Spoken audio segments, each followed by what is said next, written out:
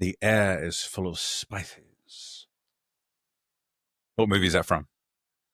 Sense and Sensibility. Once again. Sir John. It's John. No. It's Sir John. Mm-mm. Oh no, Sir John says like hot. It's hang on. Oh my god, it's who everybody loves. It's Alan Rickman. It's Alan Rickman. It's and he is portraying Colonel Brandon. Colonel Brandon here. Colonel Brandon. Have you really been to the West Indies? Yeah. I have. What's it like? Like hot. That's right. I love Colonel Brandon. Such a good movie.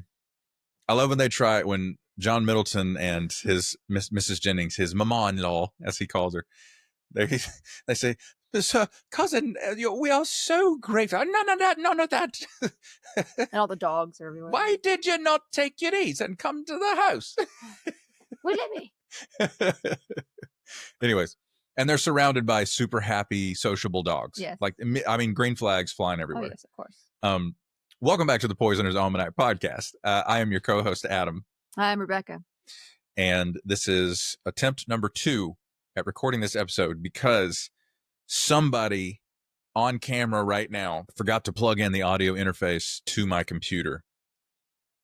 And I will not be taking questions at this time. I'm looking at them right now. So anyways, let's go straight for some comments from Spotify here. Rory says, this is regarding the mushroom murder trial in Australia. Aaron Patterson Related stuff. She didn't get a psychiatric evaluation through the trial. No psychiatric evidence was ever given other than her word. So can't confirm the eating disorder related stuff, but she was found guilty and it is wild. Yeah, that was one of her, she tried to use that as a defense, but it was like, yes. Has she ever, is there evidence for that? Is she just making this up, or does she really have that? I was confusing for me because I was like, they didn't offer anything besides her word on that. Mm-hmm. I would think someone would be able to testify yeah, I've known her this long and she has had this, but even that, I don't think was a thing.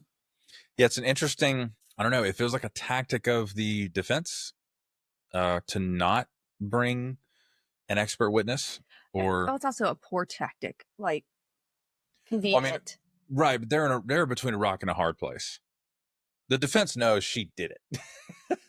You know what I'm saying? Yeah, they'll know.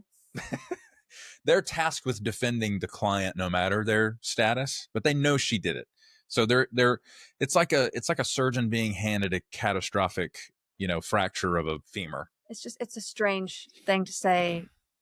I invited people to this meal. I made this meal, but it didn't, I guess the poison that was accidentally in it didn't affect me because I just went and purged it because this is what it just doesn't make any sense to invite someone to a heavy meal. And then what they ate, it just doesn't make sense. Right. Why would she choose? Of course. And for anyone, just in case anyone's not following, Erin Patterson is the Australian woman who was convicted of multiple murders by poisoning them with death cap mushrooms. So, also, Kiki Lynette says, "You said my name perfect. Thanks so much." I'm so proud because I had no idea how to say that name. So I'm very thankful that I said that correctly. And I'm enjoying saying Donna Lancinese. I'm always paranoid I'm going to say something wrong, even if I'll say it right in my head, but when it comes out of my mouth, I'm like, wait a minute. I don't think that's right. It's like there's a disconnect between my brain and my mouth sometimes. Yep. As far as poison in the news, we both have an item to bring today. Mine, I just discovered, I randomly came across an interview on YouTube of a man named Dr. Ezekiel Emanuel. He goes by Zeke, Dr. Zeke Emanuel. He is an oncologist and also a bioethicist.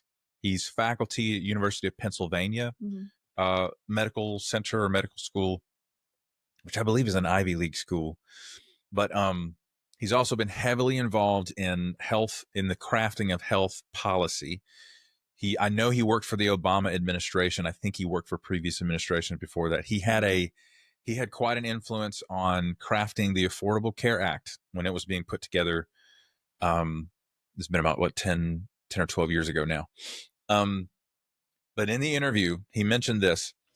His brother is an agent in the entertainment industry. He represented Donald Trump for his entertainment affairs. Trump gets elected in 2016, right? Very soon after his election, Zeke Emanuel's brother says to Trump, he says, he knew, and Emanuel's brother knew that Trump and his camp wanted to repeal the Affordable Care Act, but he advised him, he said, listen, if you're going to do anything with health policy, you got to talk to my brother, because he was there, basically helping craft that entire piece of legislation. So Zeke Emanuel is on the subway one day. He's from Philadelphia originally. He's on the subway. He gets an unknown phone call. No number, no name. I never answered them. Exactly. But he knows from his previous work with the government and interacting with the press, this is either a call from a reporter looking for comment or the White House. Still not answering. Right. So he picks it up, and it's Donald Trump, the man himself. Differently, so I don't end up shaking everything with right. my lips. So he's, they're talking about different things, and eventually Dr. Emanuel says, if it's, if you'd like to, we should meet in person. Like, if you want to discuss this policy in depth, we'll meet in person. Yeah, sure. Trump says, yeah, sure. I'll have my people call you. We'll set something up. They end up meeting in person. And one of the questions, this is the main item here. One of the questions that Trump put to Dr. Emanuel was, what's with the vaccines and the autism? What's going on? God. Now, remember, this is early December of 2016. This is long before the subject of today's podcast came on the scene in a national way, as a staunch anti-vaxxer. Well, or before he was appointed as Secretary of HHS. Yeah. But anyway. So he's been into these kind of conspiracies since like the early 2000s. So. Yes. And so, this was completely new to me. I had no idea that Trump himself was, first of all, aware, or second of all, even cared about, the vaccines cause autism shtick. I had no idea. I'm like, why would he care about that way back then? Well, I feel like you start seeing that voter base. Did I say that right? Voter base? Yeah. It sounded weird when it came out. You start seeing. It's actually voter base. Voter base. Voter base. You are like earthquaking. I'm sorry. I'm just trying to sit right, and like I'm trying to get my knees under. Yes. No, but it's around that time, maybe before, and just more quietly, you start seeing like this sort of entwinement of, because a lot of his voters are either were or have become this sort of Christian nationalist sort of situation, and that's like. Of which I was one. Yeah, and used to be in a cult, no big deal. And a lot of that goes back to like, I don't want to say it just goes back to Reagan, but it goes probably further back than that. But like, I feel like it started being more allowed to be. It was unmasked. Yeah, and so. And I can confirm that. Yeah, and like, it's one thing to. Obviously you can have your set of beliefs, but then to use them in such a way that it's weaponized or whatever, it's, and that's what a lot of them are doing.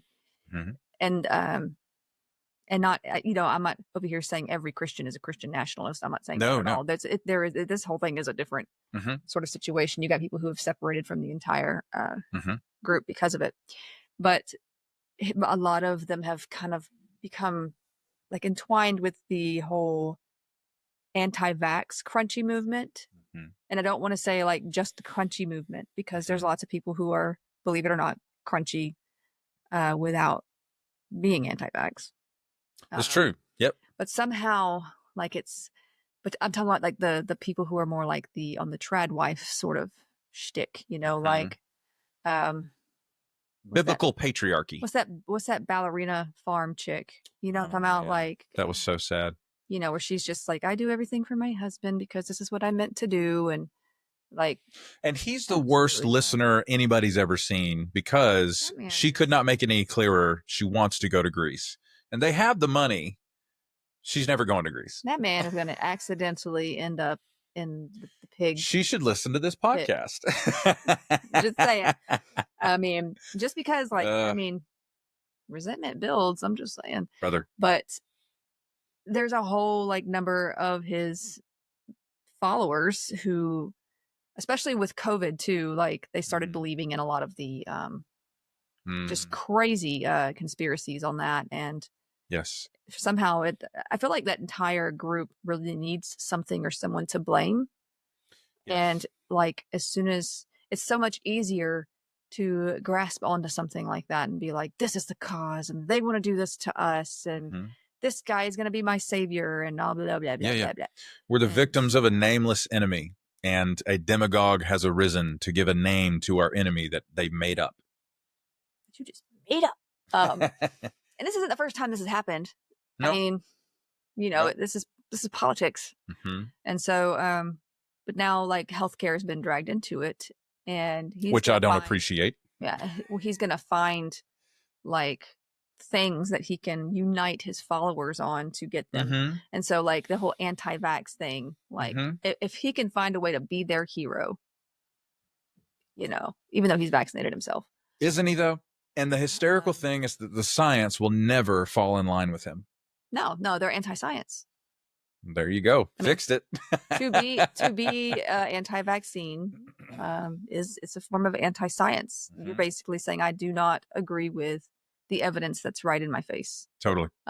You know, and it's it's just not. I think a lot, but then again, that voter base also has a history of anti-science, right? Yes. And so like you bring up anything, the word evolution, like strikes fear into their hearts. That's right. And a lot of them don't even know what it means.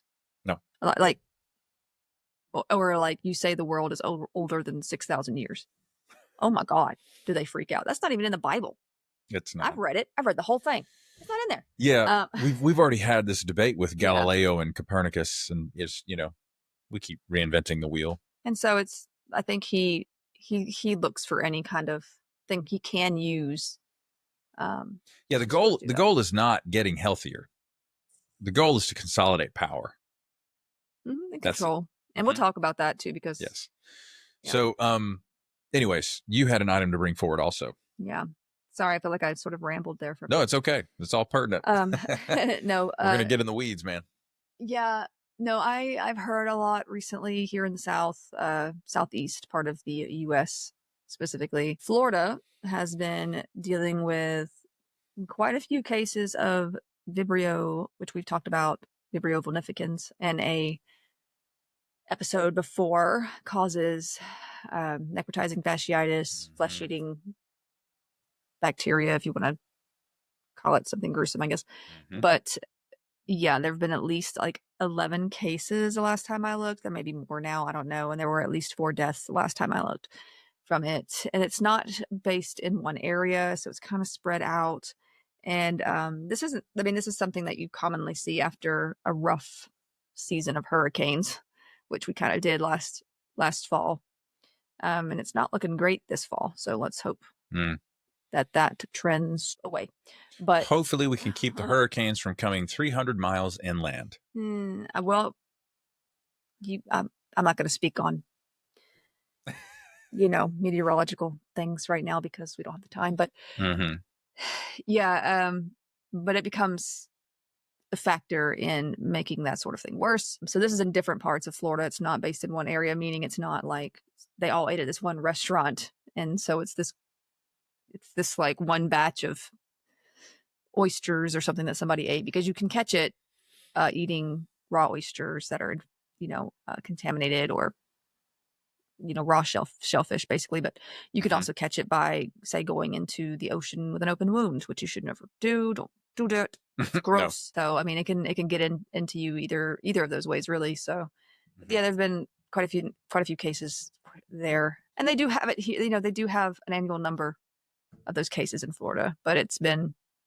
pretty bad recently, likely because of the bad hurricane season. But if I were to hit on you, I could say something like, girl, I'm into you like Vibrio. you're going to eat my flesh. Girl, I'm into you like that necrotizing fasciitis. You feel me? Are you a zombie? Okay, so. All right. But in South Carolina, Carolina, there's also a case of brain-eating amoeba.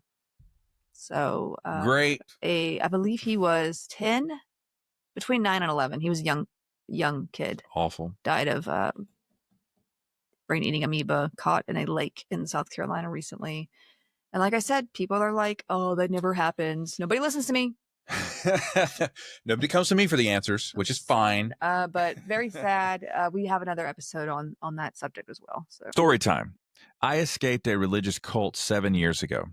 Without going into too much detail here, let me just say it was an extremely difficult journey.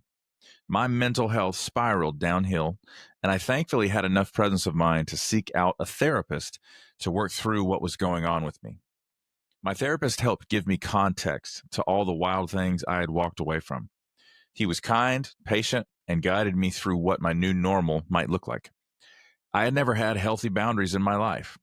Therapy helped show me that, as a result of being in a cult or a high control group, I had never fully become my own person. It's a shocking thing to learn at the age of 32. I learned how to communicate to the people around me what I was going to do, and more importantly, not do with my time, energy, and resources. BetterHelp is the sponsor of this episode, and they're on a mission to make starting therapy easier. BetterHelp is a platform where therapists and their clients can communicate effectively and get the most out of therapy. There's a journal inside the platform for personal reflection, and there are group sessions on a number of different topics available every day. Starting therapy is easy with BetterHelp. Fill out a questionnaire, and you will match with a therapist in as little as a couple of days. One of the best features of BetterHelp is that if the first therapist doesn't feel like the right fit, you can easily switch to another one until you find someone you really connect with. They carefully make sure therapists on the platform are well qualified, and their customer support team is there to help you if you have any questions. With over 7,000 reviews and a 4.5 rating on Trustpilot, BetterHelp is a platform you can trust. If you're struggling and think you'd benefit from a therapy session, go to betterhelp.com/almanac or choose the Poisoner's Almanac during sign up and get 10% off your first month of therapy. Mm-hmm.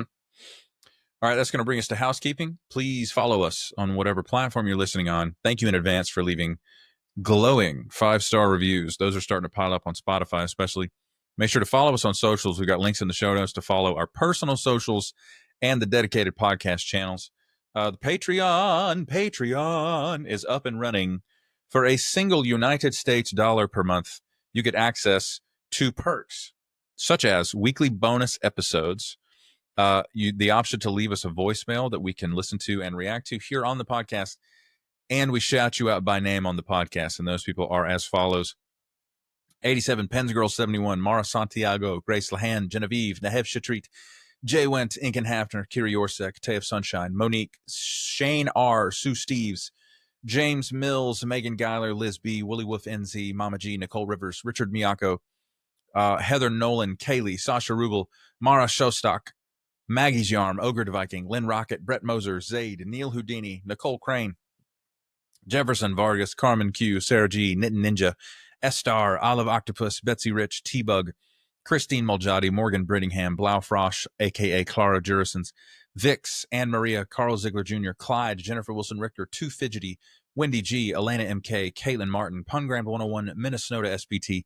Tasha, Stuart Slattery, Simone Valdez, Christian Scradergard, Bonnie, Omadi, Rynel Alara, Kristen Arnold, Aaron Carey, Lynn Simpson, Melissa Emmel, Desiree Davis, Jennifer Ramirez Johnson, Dalek Party, The Warped Witch, Sometimes Jules, Dizzy Dancer, Creative Otter, Yadmet, Supergirl Sway, Rachel, Anya Brandt, Ebby, Leah Marie Matson, Lady Digitalis, Jesse, Shay 10, Julia Franzoni, Sparks, Gloria Eichmann, Thomas Huff, From Strange to Things, Soy Kasumi, Jessica Gasparini, Robert Jr., Kate Lennon, Ron Mack, Donna Lanchanese, Lauren Smith, Anna G., Serpentine Fire, Melanie the SLP, Stuart Lee, Solstice, Chris Millanak, Mackenzie Kennedy, Libby, Hetty, Hanta Palooza, Lisa MN, aka Schmut, J Moon, and please welcome our newest patrons, Kelsey H and Paper Sky. Thank you all so much for supporting the podcast.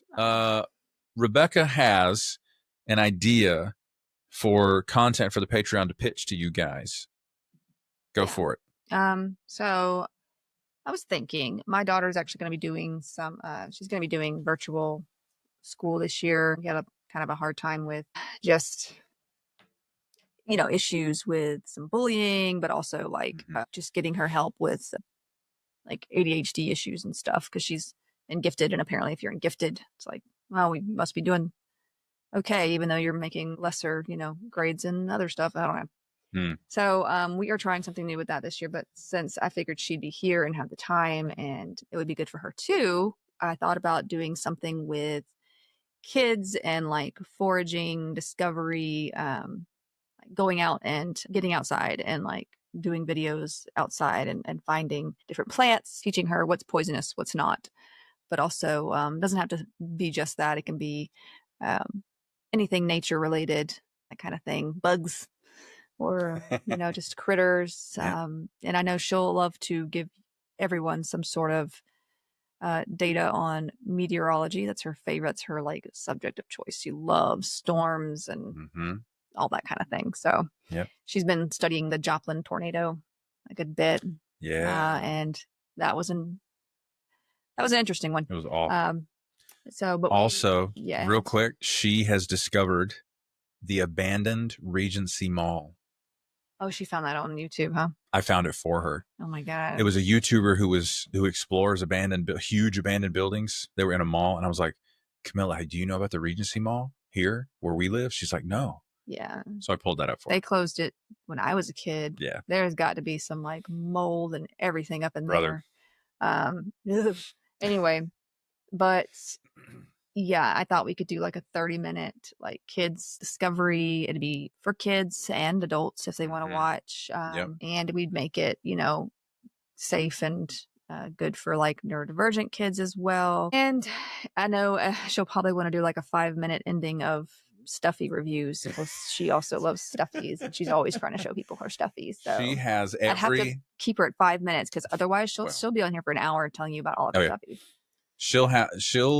She has every single tune and twisted from Dandy's World. Not every single one. Not yet. Almost. She's close. Yeah. I'd like to thank your mother for a lot of that. And so, I thought about doing that like simply on the Patreon. It'd be kind of a safe place for us to do that, I think.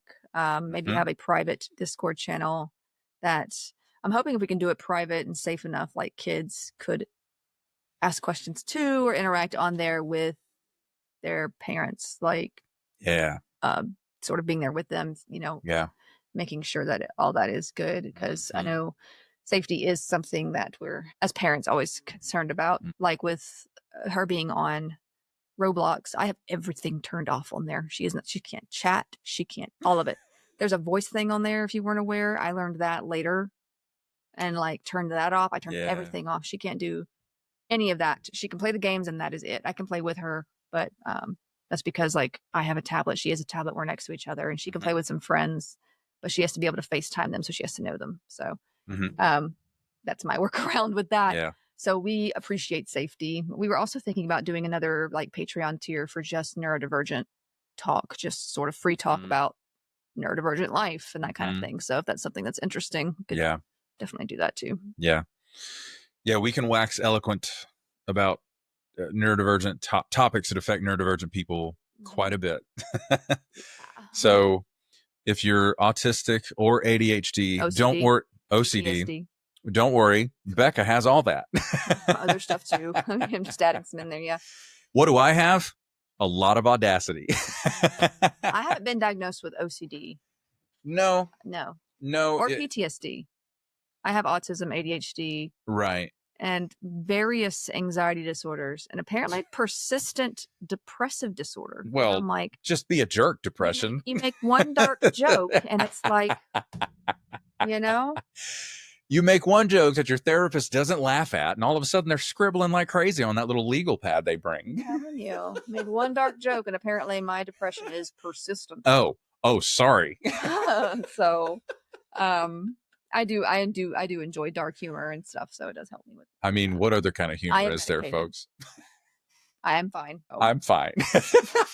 The way you just say matter-of-factly, I'm fine. I'm fine. I'm coping well, I think. I've had these kind of issues since childhood, teenage years. So I've come a long way, I think, in how I cope. And I think we could share some of that wisdom, Certainly. I wouldn't have seen it as wisdom back then. I hated everything back then. So I hated everything back then. And we can keep that like good and clean too certainly for the kids and for teenagers, because sure. Like teenage years are heavy, and like especially when you're neurodivergent, and like it just feels like you were not made for any of this. So that's right. Not to get super right. So these are just ideas we're pitching for Patreon content. So you guys let us know in comments or send us a DM on socials or the Patreon, whatever. Just let us know if that sounds interesting to you. And I actually have a degree in middle grades education. Yes, Rebecca is a certified teacher. So she has skill. Totally. She has skill with crafting pedagogical endeavors. Yeah. So, all right. That's going to bring us to today's topic. Let's do this. Leroy Jenkins.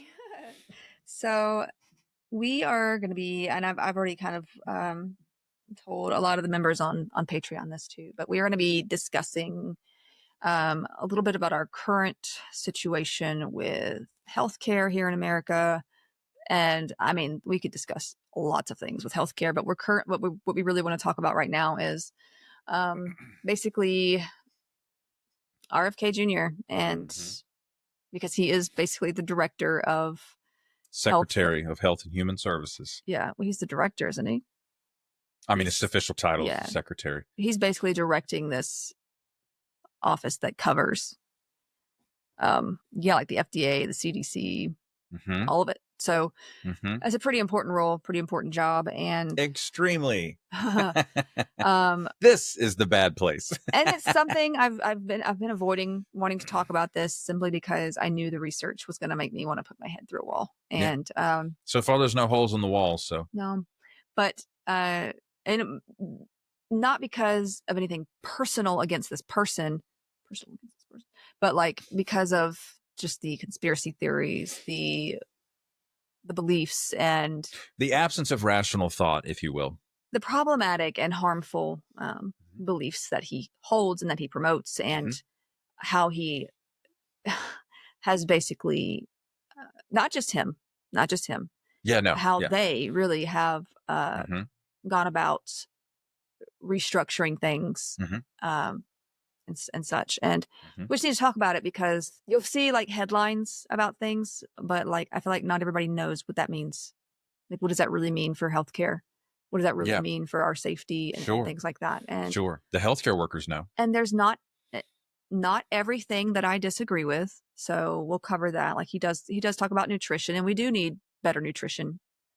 Yes, I agree with that part. All for it. But there are a lot of harmful and incorrect, inconsistent ideas and beliefs that he promotes and is using to change things in a not great way. So I've just been kind of building up just notes as the year has gone, because we're only 1 year into this with him in this position, and he doesn't have any sort of experience in healthcare. No. He is a lawyer, mostly worked in environmental type stuff, and we'll talk about that too, because I'm like, it seems like he had good intentions with all that, but there's a lot of misguided things there too. So we're going to talk about all of that, which means this is going to be more of a two-parter, because I thought I could make this one part because I really wanted to be like one and done with this, but it's just, it can't. Nope. We can't do that. 11,000 words later, you figured out it's a two-parter. There's just so much. Let's make it 3. This is not, like I said, any attack on political. No, it's not. No. This is simply facts, and I will be sure to share what is fact versus my opinion on Sure. things. And we're Listen, let's get that out of the way first. We want to talk about this person because of the danger involved. Mhm. The politics are actually secondary. Now, they certainly play a part. Of course. I mean, healthcare has been politicized. Yes. Everything is political these days. Of course. So it's kind of something you can't avoid no matter what you do. So, again, we live in and I can tell you from you guys know, I could tell you from my experience as a person who was born into authoritarian right-wing politics.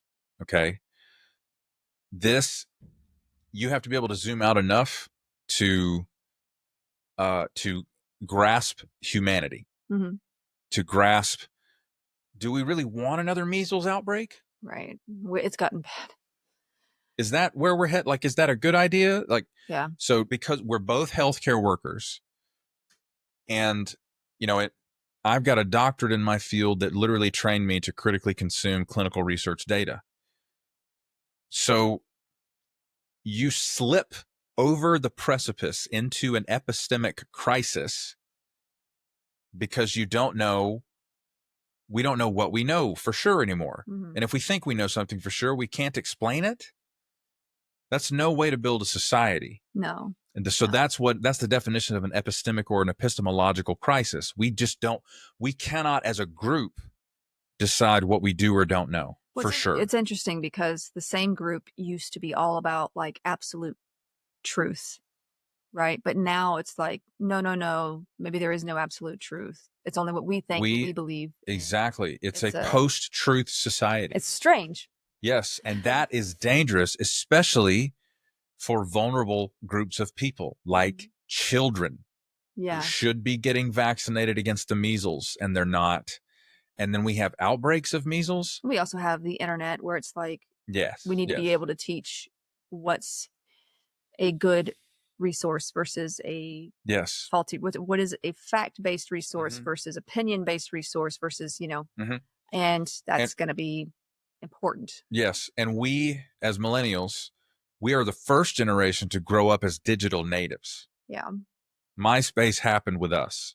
Yeah. Facebook happened. I was in college when Facebook first started, and I logged onto Facebook for the first time on a desktop computer. Oh, yeah.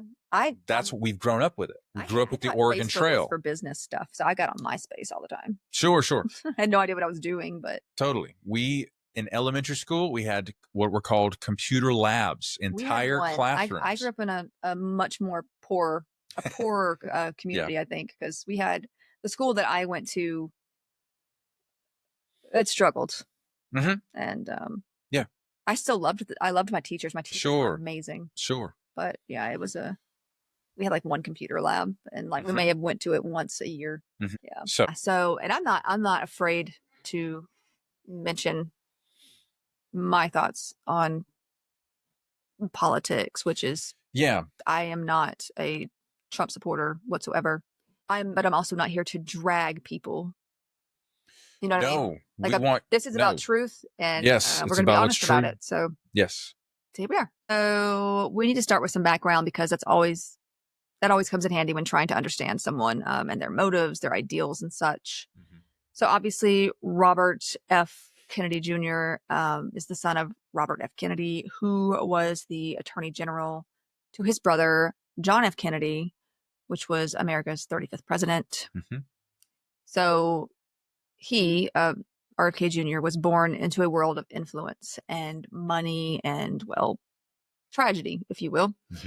Both RFK Sr. and JFK were assassinated.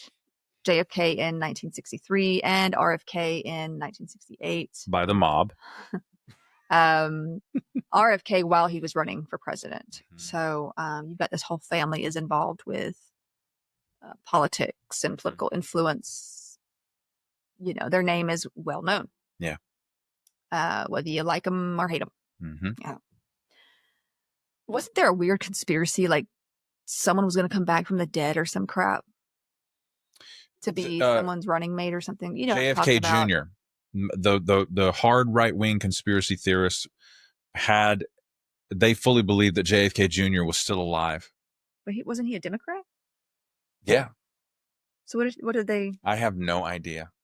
Were they thinking he was going to come and like? They think he did not perish in that plane crash. They literally believe that.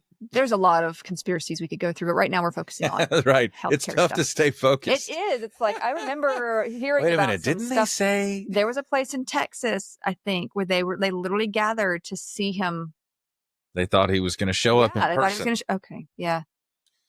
There's a psychosis. All those people related. get to vote. There's a psychosis related to some of this, and Yes. And I'm not making fun of people with the psychosis, but it can be serious. So yeah, he's been surrounded by conspiracy theories, political secrecy, quite a bit, as well as how much of both were a part of those assassinations. He himself thinks the CIA was involved in JFK's thing. And whatever you believe about that, I'm just letting you know he did grow up around a lot of conspiracy. Sure. Well, the mob can lean on a guy at the CIA. It's not hard. No, yeah, I mean, the CIA has done some things that we'll talk about in future too. Like me, I am not a pro everything that the U.S. Public Health Services has done is amazing. No, it isn't. No. The Tuskegee experiments? No. Sure. There is reason to suspect, various organizations for things because there has been reason for not being able to trust them in the past. Awful things have been done. That is a thing. Yeah, we don't look at all this stuff with rose-colored glasses just because we work in healthcare. Right. Don't worry. We're grown-ups. Yeah. We've both seen some stuff. And burned out. Now, there is the whole Kennedy curse. The Kennedy curse, it's been talked about a lot by different people. Apparently, the family is cursed because, some people believe it's what happened with Rose Marie Kennedy. Some believe it's just in general. It depends on who you talk to, I guess. But Rose Marie Kennedy was born with some developmental delays, which could have been from injury during birth. Apparently, the nurse that was present during her birth was trying to keep her in the birth canal until the doctor arrived. And this was around 1918. The Spanish the Spanish influenza. I was trying to say flu, but influenza at the same time. Spanish influenza was going on. And apparently this doctor could not be in both places. You can't be in both places. Apparently there was a shortage. Okay. A lot was going on. Remember COVID when that was going on. It was just, you could only do so much as one person. So this nurse basically told the mother to keep her legs closed, to keep the baby in the birth canal for 2 extra hours. And there may have been some oxygen deprivation as a result. So now I don't know why she couldn't have just delivered the baby. It comes out of one direction. I mean, it's like it's only going one way. And I know there can be complications, but there's going to be complications if you stall it like that. So yeah, she could have dealt with it well enough. Now, baby is going to come out when baby wants to come out. That's how it is. I wish mine had come out faster, but that was not fun. You can't just say no, not now, basically. Anyway, as she grew up, Rose Marie Kennedy apparently had some developmental delays, some intellectual delays. We don't know the extent because the family did their best really to just sort of make her appear normal. They tried to hide it, mask it, that kind of thing. They hid her a lot. They called her reclusive. They were like, oh, she's just reclusive. You can't talk to her right now. That's why you never see her, blah, blah, blah. It reminds me of what the British royal family did over the decades because of their inbreeding. There would be children born a lot of who secrecy and and they'd be sequestered or sent off to some community. We'll have to do a bonus episode or something on the Habsburgs because inbreeding can do a lot of bad things. No jokes about the South, okay? We don't live in Alabama. Also, they're true. Sorry, Alabama. You know I had to. I'm sorry. I am not, I don't believe any of my ancestors got married to their cousins. I don't think so. Anyway, she was sent to a boarding school for people with intellectual disabilities in Pennsylvania when she was 11, and we can only hope that she was treated with respect and dignity there. I honestly doubt it at this time. You just can't really know during this era. I mean, they had money and influence, so maybe they were able to afford a better place, but like I said, at the time, was there a better place? Yeah, their real goal was secrecy. Yeah, there wasn't really a lot of understanding or respect and care for people who had mental health issues or disabilities and things like that. So her father ended up setting up this lobotomy for her when she was 23, as she had become more agitated and difficult. She was known to hit others when she became upset. But then again, she was also not getting help or care that she needed either. I mean, no one was helping her with any kind of meltdowns or anything she might have been having. They were just labeling her and saying, well, so yeah. So during this time, Dad was just like, I know, lobotomy. And we've talked about the lobotomy procedures before. I can't remember if it was in a regular episode or a bonus episode now off the top of my head, but they go into the frontal lobe, mess it all up, and they're like, okay, you're cured. No, it's not. No, don't do that. Okay. But dear old Dad did not tell his wife about it until it was over, until it had happened, until he took her and was like, guess what I did? Got a lobotomy for our kid. It rhymed. So, anyway, what's for dinner? Yeah. That should have been a quick divorce, along with some assault charges, in my opinion. But this was the early 1900s. It's not even certain what sort of disability, like I said, Rosemary may have had, or if it was more of a mental health situation or both. We don't, they hit her. So they didn't hit her. They hid. Yeah, they hid her away. So there was no assessment, that sort of thing. She likely had some developmental and intellectual delays, though, because she did fall behind significantly in areas like reading and writing. But like I said, no one wanted to have her assessed for possible mental health diagnoses. Now, from my understanding, Joe Kennedy, the dad, referred to his daughter Rosemary as they called her Rosemary, but Rosemary, however you want to say it. He labeled her as mentally retarded, which we don't use that terminology anymore, but that was his words, rather than mentally ill, to protect John's reputation for a presidential run. Oh, it's been said by Bertram Brown, who was the director of the National Institute of Mental Health. He was also previously an aide to President Kennedy, that the family's lack of support for mental illness is a part of lifelong family denial of what was really so. So somebody at least recognized it. The lobotomy took place in November of 1941 and involved these two doctors moving this cutting instrument inside her frontal lobe while she said the Lord's Prayer or counted backwards or sang God Bless America until she just went quiet. That's what this is how they assessed how far to go, basically. So she was awake, they're awake when this happens. They basically stopped when she could not make much sense anymore. All right. Instead of simply calming her mood swings and agitation, it just completely incapacitated her. It left her unable to walk or talk. She basically had the mental abilities of a 2-year-old after this, and she was incontinent. She was almost immediately institutionalized. I guess, like dear old Dad, he had her a little cottage built at this institution in Wisconsin, where she basically spent the rest of her life. And the dad never visited her, ever. I guess he was like, I built her a cottage. Okay. Yeah. It's funny. I'm remembering one of the subplot lines in that show House of Cards. There's a congressman who has an secret illegitimate child, who is disabled. And she's been placed in a nursing home because she requires 24/7 care.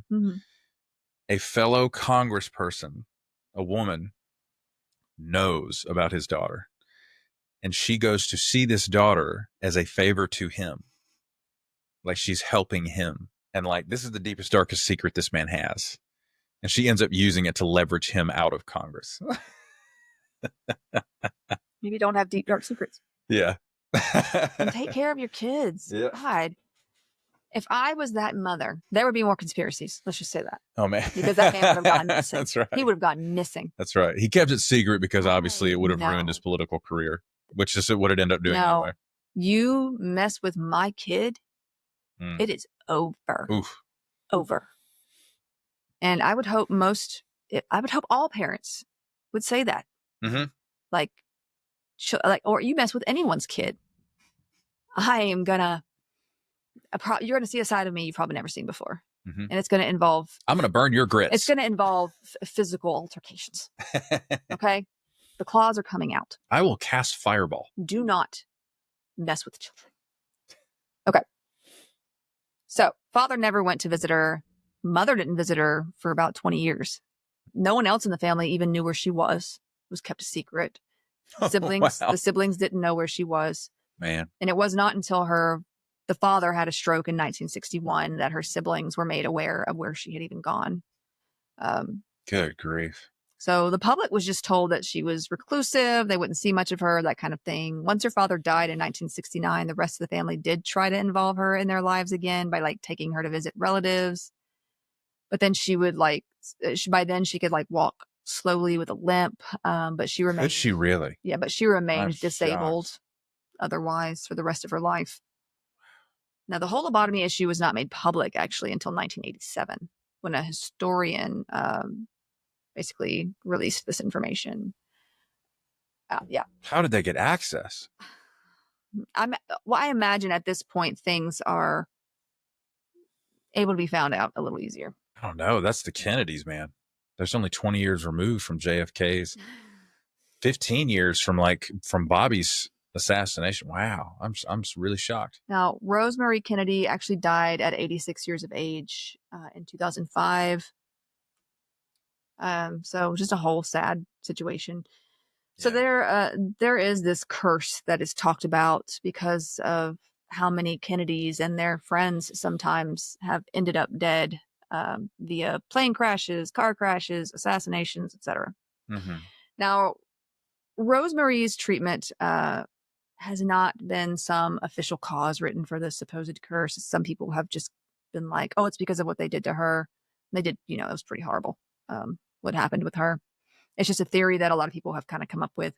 But the whole identity of the Kennedy curse was likely also encouraged when previous U.S. Senator Ted Kennedy questioned it in 1969, saying, or just wondering aloud if some awful curse did actually hang over all the Kennedys. Now, I went a little bit down a rabbit hole with this, but it's included in the background. So here we go. Mm-hmm. He said this after he had accidentally driven a car into a pond over this bridge with no guardrails sort of issue. And it ended up killing his passenger, Mary Jo Kopechne, I believe is how you say your name. That's right. Kopechne was a young secretary who had assisted with the presidential campaign of RFK Jr. Ted Kennedy apparently got out of the submerging car after they crashed. And he says he tried to rescue her too, but basically he swam away and did not tell anyone. He didn't tell police, rescue service, no one until the next day about what happened. It's a very weird situation. I honestly didn't know about this. You didn't? I did not know about this. Yes. I had never learned about this. You want to hear a joke? Somebody asked Ted Kennedy, when are you going to run for president? And he said, I'll cross that bridge when I get to it. And yeah, this did harm his future aspirations. Well, he remained a senator. He did remain a senator. He remained a senator for the entirety of his political career, but he never ran for president. He announced he wanted to, but an intention? It didn't. Yeah, but he never declared his candidacy. We'll get to that. Gotcha. So Kopechne could not get out of the car. Mm-hmm. She died likely of asphyxiation in the sunken car. Some thought it was drowning, but just bear with me while I get there. It was really weird. Why? And how? He had been driving her basically to catch a ferry home after they attended this party for these women who had basically, and others who had helped with the RFK campaign. Mm-hmm. Sort of a reunion, if you will, some years later. Okay. And she had not told her friends that she was leaving. She also left behind her purse and her keys at this party. I don't know. Huh. It's just a weird situation. Those that knew her had said that she'd been devastated after RFK had been assassinated, and that she had a promising political career herself. She was really, I guess, taken by the whole RFK. She really liked RFK Sr. and had made her life about supporting him, I guess. Oh, she really believed in him as I guess, a yeah. candidate. And Wow. so she was pretty distraught after that had happened. But he must have not told her how many mob cases he prosecuted. But she was influenced by him to get into this sort of political career herself. She worked, Wow. Really hard with several campaigns. So she had a pretty promising future ahead of her in that area. You mean as like somebody working in politics or as a candidate? Does it specify? Working in politics, like helping with those kinds of things. Mm-hmm. So the area that he crashed the car into the pond was not even on the way to where Kopechne was staying or going. Like, it wasn't even on the way to the ferry, I guess. There were a lot of disparities found in his story during investigation, including the time of the accident. His story about what happened after included him stating, "I came to the surface and then repeatedly dove down to the car in an attempt to see if the passenger was still in the car. I was unsuccessful in the attempt. I was exhausted and in a state of shock. I recall walking back to where my friends were eating, so back to the party, I believe. There was a car parked in front of the cottage. I climbed into the back seat. I then asked for someone to bring me back to Edgartown. I remember walking around for a period, then going back to my hotel room. When I fully realized what had happened this morning, I immediately contacted the police." So he just waited all night to not do anything. How drunk was he? He had to have been completely hammered. I didn't see anything, I think, about his alcohol level, but so he had also brought back 2 men that he knew from the party to that site that same night that the accident happened. Okay. Apparently. And they also apparently dove in to see if they could rescue Kopechne, but could not. And then they just chilled on the shore afterwards to think about what to do. All 3 of these men were lawyers. Uh-huh. So it was claimed that these 2 other men told Ted Kennedy that he should report the accident to police. So, like, they told him, "Hey, you probably should tell the somebody." First salient thought in 12 hours right there. Way to go, boys. How many men does it take? How many rich lawyers does it take to what a joke. Go to the police after an accident? Anyway, they told him this, but then they went back to the party afterwards and did not tell a soul about it. They were like, "You should tell police." Anyway, we're going to not say anything about it when we go back. So anyways, this is my song. Not going to mention it to anybody, not my business, whatever. So they even lied and told others that Ted had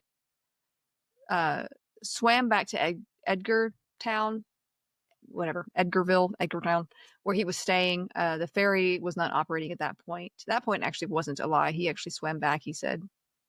And that swam back. But the lie was that they said Kopechne's likely at her hotel. Like, she's fine. That's what they were basically lying about. Yeah, he swam back there. He swam back to his own hotel, then slept for a while, then got up. He swam back to a place that's normally gotten to by ferry? That's what he said. My man. That's what they said. That was, yeah. Okay. There's no evidence like saying he didn't, so that's the story they're going with. So he got up after sleeping. He got dressed, casually talked to the winner of the prior day's sailing races for a bit, like just had a conversation with someone. Not a worry to be seen whatsoever. And then he met those 2 friends again who made it back via ferry that morning. Now the body was the same 2 guys, huh? Yeah. Probably to get your story straight. The body was actually recovered after a man and 15-year-old boy discovered the submerged car in the pond when they came out to fish. They notified the residents of the nearest cottage, who then called police, because that's what you do. Police got a diver out there who basically got the body from the back seat within like 10 minutes of arriving. It seemed she was in the back seat because it seemed like she'd been trying to survive by breathing from an air bubble back there, like it was before suffocating and dying, based on where in the car she was, on the position her body was in. Apparently her hands were kind of clasped behind her back and her head was turned upward, like she was trying to breathe. So she was alive for a little bit in the car when the car went underwater, and she could have been saved if a rescue had been initiated early enough. And I don't know the extent of his diving down to see if she was okay. Like, He didn't do that. He's lying. like if you could swim across where a ferry would normally He's take lying. you. He didn't swim across. Give me a break. Anyway, it's such a strange story. But Ted Kennedy called all manner of relatives and friends who were lawyers and politicians to seemingly ask their advice on what he should do, still not having called police. About Hey, can you guys help me cover this up? They were like, he hadn't called police yet, but he called everybody else to get their advice on what he should do. Let me just, He's if I a could, lawyer. Yeah. If I could just interject, it reminds me of the Murdochs from Hampton County. Oh, God. Right? That the Netflix documentary was made about. That's nothing to do with poison in that case, but I would love to cover it because of how close to home it is and how ridiculous, how crazy it was. I mean, they were, at least with the boat situation, there was a lot of alcohol involved. We could talk about that, but Tons. that was an insane situation. If you don't know about the Murdoch case, that actually happened close by here and where we go a lot to Beaufort. That's right. Hampton County is about 30 minutes away from Beaufort, yes. County. Yeah. And so it's very close to home, but it's a crazy situation. And they're lawyers. They were lawyers. Him and the dad and grandfather were lawyers. That's right.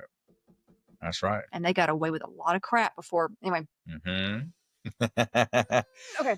Yeah. There's a particular story in that documentary where Paul, the son, flips his car because he's completely driving drunk. He's on an on-ramp to get on the highway, flips his car. A friend in the car calls the police. Oh, yeah. But the Murdochs' friends or other family members show up and berate the friend for calling the police to the scene of an accident because they told him straight up, don't ever do that. Call us. A lot of what happened with the kid in that story was because they let him get away with everything. Yeah. And like there was no fear of consequence whatsoever. That's right. So we could totally talk about that case. Oh, man. It really riled me up. It's insane how that went.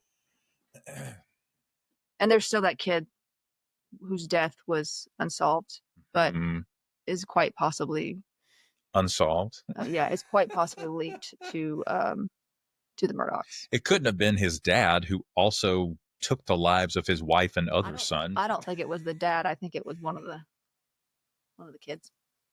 All right. I think it was a homophobic act because he's in Hampton County and openly gay, I believe, and bullied for it, and awful bit of history there. So, okay. So, I'm enjoying this. Once he had heard the news that his car, also registered to him, and a body had been discovered in the pond, he finally went to the police station. I forgot. I'm so sorry. For a lawyer, he is not very bright. No, actually, he's doing what that kind of lawyer would. He's the lawyer that all the lawyer jokes are about. I don't know I honestly don't know what kind of lawyer he was, to be honest, but he's not very smart, obviously, in this instance. So, no autopsy was done, as a death certificate had been originally signed as an accidental drowning. Okay. It is believed by most to have been asphyxiation, though, because she was alive. It was like she was trying to get air, and anyway. It's awful. But we would know more with an autopsy, obviously. You could look at her lungs and stuff. Even if the cause of death was drowning, she could have been saved had he acted in a timely manner. The only info they had physically was that she had a blood alcohol level of 0.09%. I don't know what his was. Obviously, he didn't call the police until he didn't call the police until the next day. So even if they had done testing back then, like, you know what I mean? Like, so, but it basically showed that she had been drinking a good bit before the crash. I mean, he likely was too. They were friends. She had no reason to believe her life was in danger. She wasn't driving. No. He was driving. So a petition for an exhumation and autopsy was actually shut down by a Pennsylvania court and her parents as well. Her parents? He pleaded guilty to nothing more than leaving the scene of an accident with injury. and got a 2-month suspended jail sentence, and his license was suspended for 16 months. That's it. Sounds like Jeffrey Epstein. He later said in a TV broadcast that he had not been under the influence of alcohol or in any immoral relationship or situation with Kopechne. Ted. He was married at the time, too. His wife was not at the party with him because she was apparently pregnant and under bed rest due to 2 other miscarriages. She would actually suffer a 3rd after this and blame it on the accident or the incident itself. Oh, she did, actually? Yeah.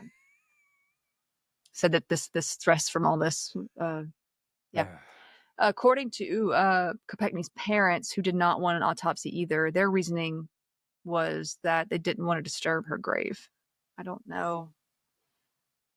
And they believed... They were told to knock it off. That's what it was. Well, they said they believed an injustice was done and that Ted Kennedy had never even apologized to them. They never pressed charges, however, but did receive a payout of $90,904 from Ted personally and another $50,000 from his insurance. Mm-hmm. It's a whole weird... And another $500,000 from the Kennedy family that's off the books. A weird case. Mm-hmm. They ended up moving away, whatever.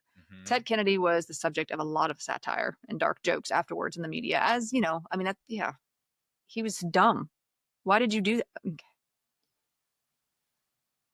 News, books, TV shows, you know, it was everywhere. And he did try to run for president, seeking the Democratic candidacy for the 1980 election, but this did not work out in his favor, especially after an interview special during which he was asked about the incident. Did not go well. He did remain a senator until his death, however. Uh-huh. So he died of a brain tumor. So that was just a little bit of, you know, this family has some tea, and I couldn't resist going in. Mm-hmm. I learned about that, and I was like... Totally. He got 2... And then remained a senator, like it just... Mm-hmm. But back to RFK Jr. I know I've kind of gone off on a few tangents, but like I said... No, this is good background. The tea. Yeah, you need to know where RFK Jr. comes from. This family has a lot of stuff. We need the origin story. So RFK Jr., I mentioned he's been raised about money, influence, as I mentioned. He was about 9 years old when his uncle was assassinated, and 14 when his father was assassinated. So likely there is some childhood trauma up in there. He did struggle with drug abuse after this. You know what he didn't have? The measles. No. He doesn't even know what it is, to be honest. Not really. He struggled with drug abuse, like I mentioned. I believe he said he started this drug journey at the age of 15. Sense. I mean, he lost his uncle, he lost his father at a young age. This may be him self-medicating, just acting out, being a teenager. He obviously didn't have someone being like, hey, don't do that, or like giving him consequences for it. I don't know. Men will do anything but go to therapy once again.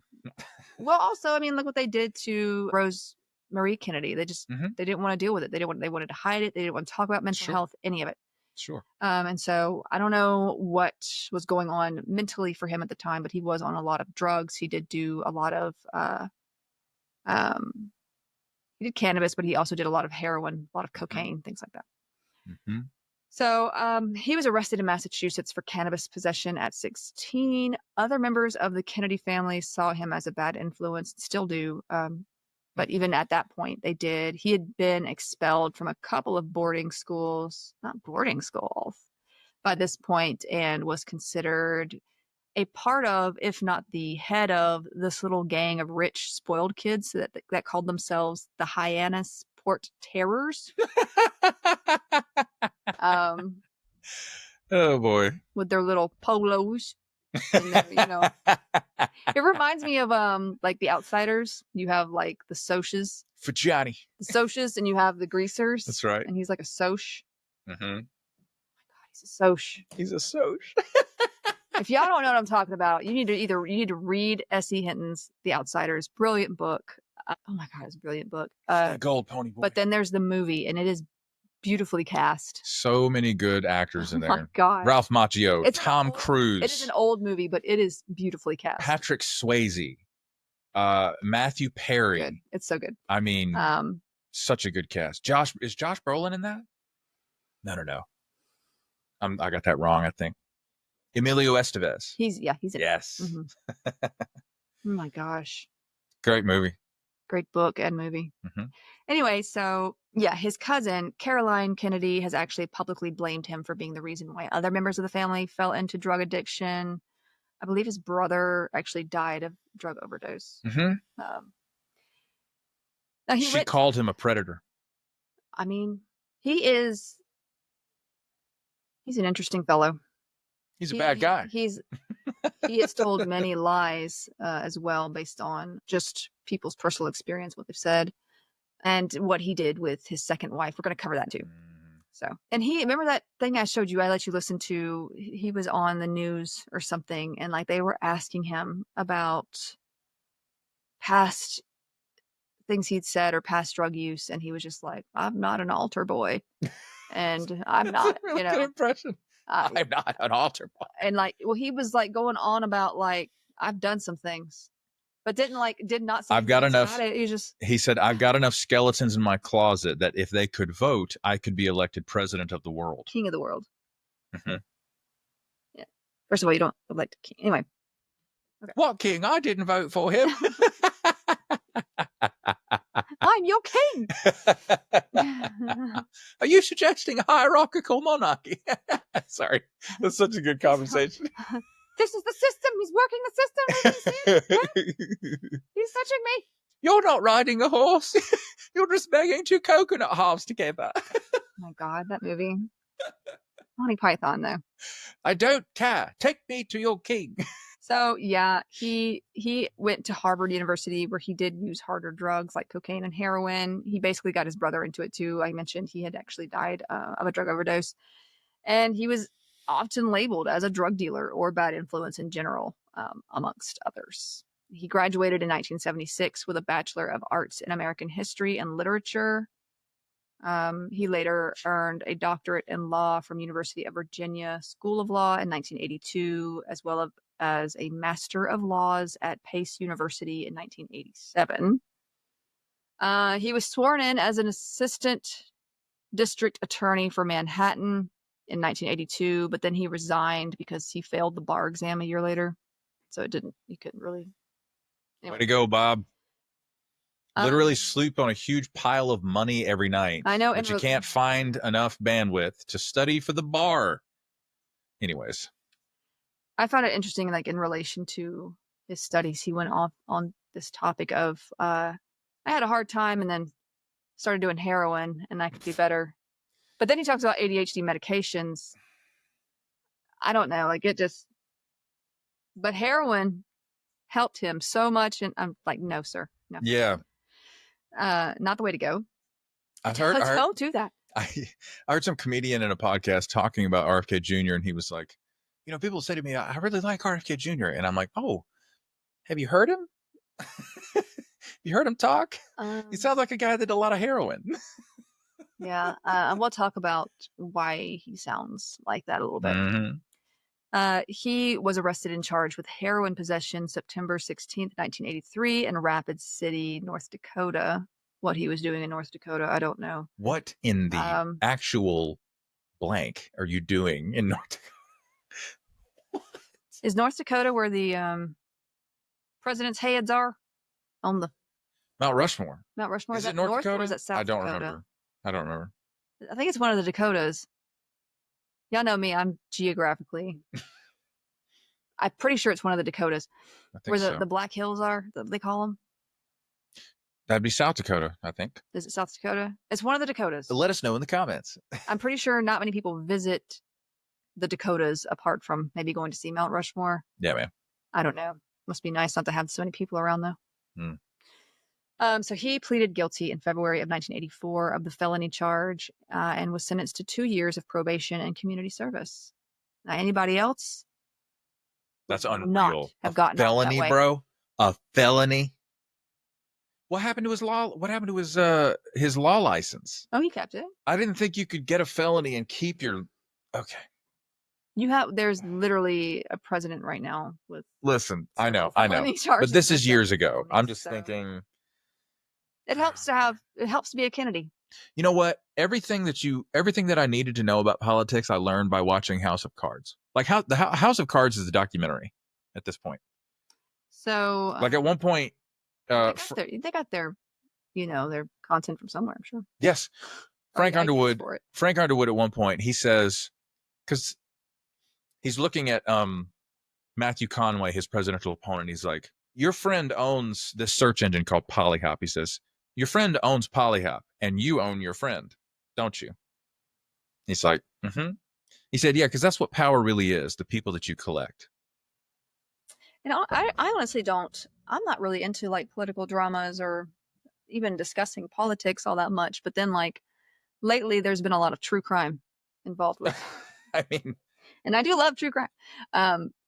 So it's been interesting. I think I mentioned to you, I went to this bookstore and they literally had like current affairs right next to the true crime section. Like, that's right. And I thought, I was like, that's what it's like to live in 2025. I see what you did there, mm-hmm. whether you meant to or not. Mm-hmm. But yeah, but that was it. Like he got 2 years probation and community service. Like I said, anybody else, I mean, you can see the privilege.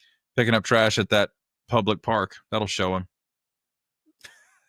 He was also required to go to rehab, and he says this was when he stopped using heroin after 14 years. Did you? I don't know. He says it was. He began to work for the Hudson River Fishermen's Association, which simply became called Riverkeepers. Once he passed the bar in 1985, he was made their senior attorney, where he litigated and supervised environmental lawsuits against such corporations as General Motors for depositing pollution and waste into the Hudson River and its estuaries. This was like peak for him, honestly, like the environmental stuff, keeping others accountable when it comes to pollution and regulation that benefit the environment. Like, I'm down with that. I'm cool with that. Everybody in New York City knows not to get in the Hudson River. Yeah. You don't do that. I mean, you probably shouldn't get into the Savannah River either. He also did this overseas beginning in 1985, creating an international environmental and human rights program. He helped with protecting the homelands of Indigenous Canadians and those in Latin America from corporate and industrial pollution. So he's done a lot to really earn him a good amount of trust with some people.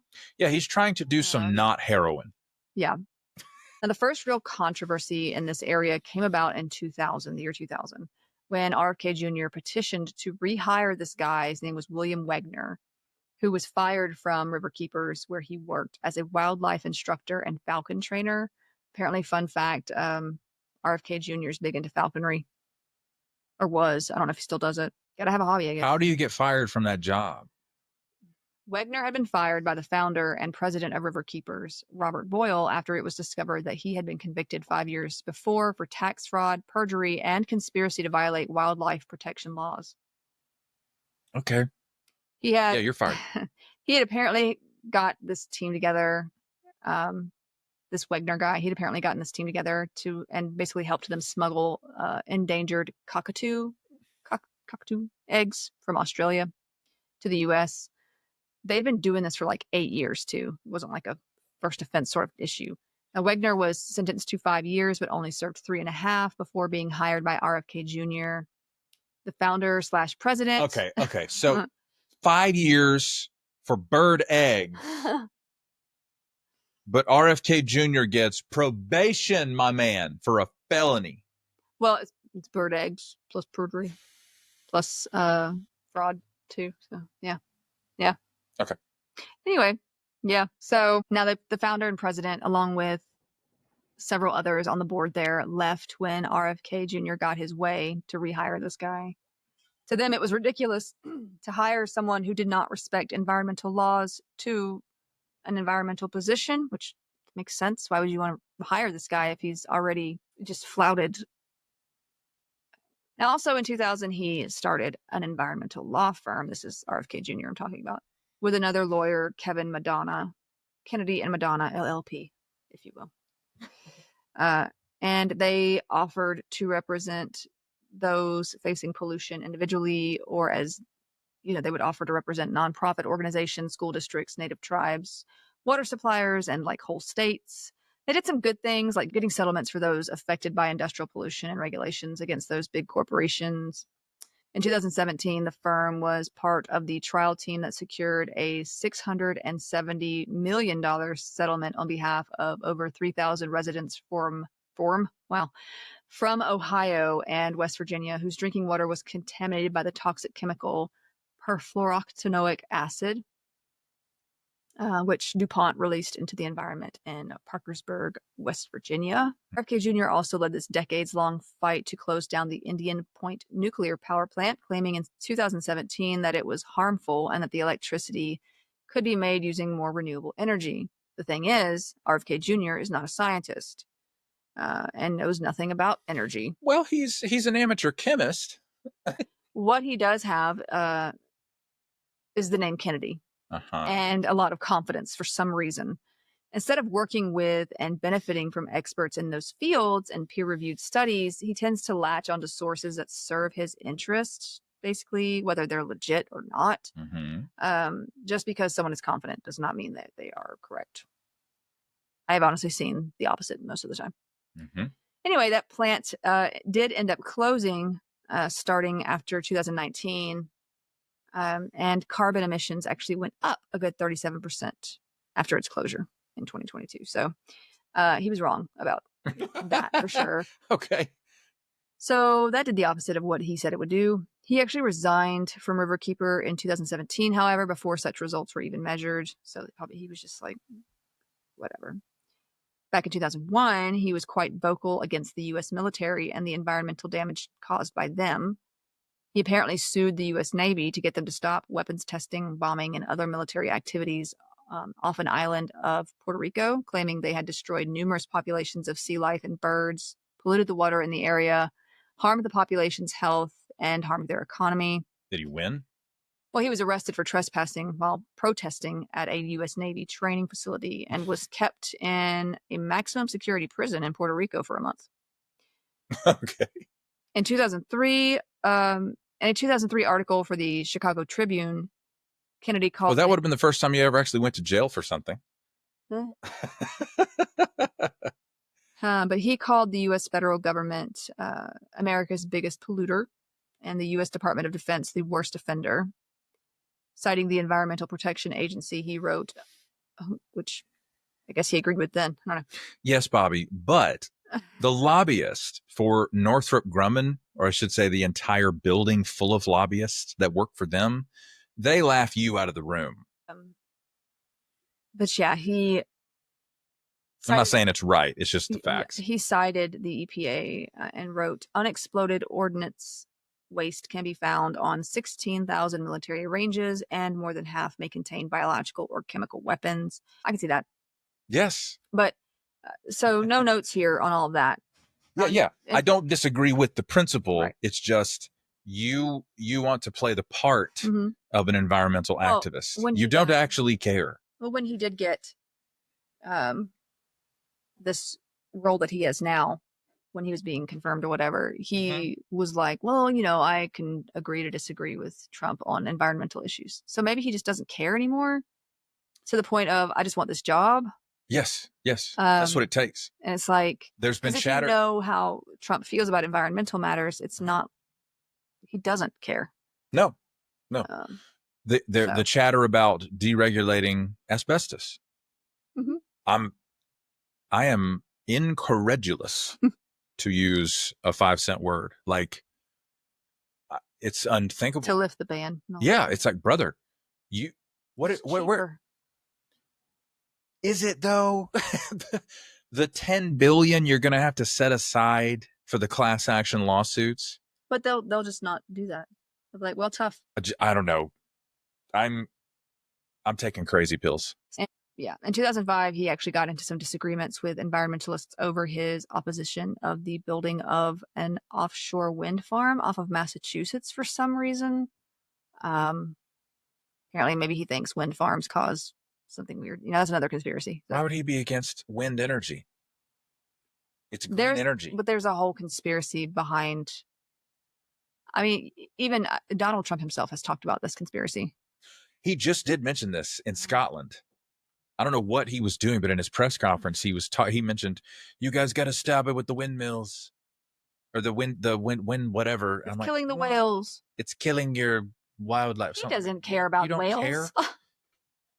Anyway, Anyways. but it's not doing that. So, yeah, you can look up all sorts of different conspiracies with windmills. Yeah. For some reason, I'm not sure where all that came from, but We're talking about windmills or wind energy well, both really. apparatus. Okay. Kind of, the wind turbines, that kind of thing.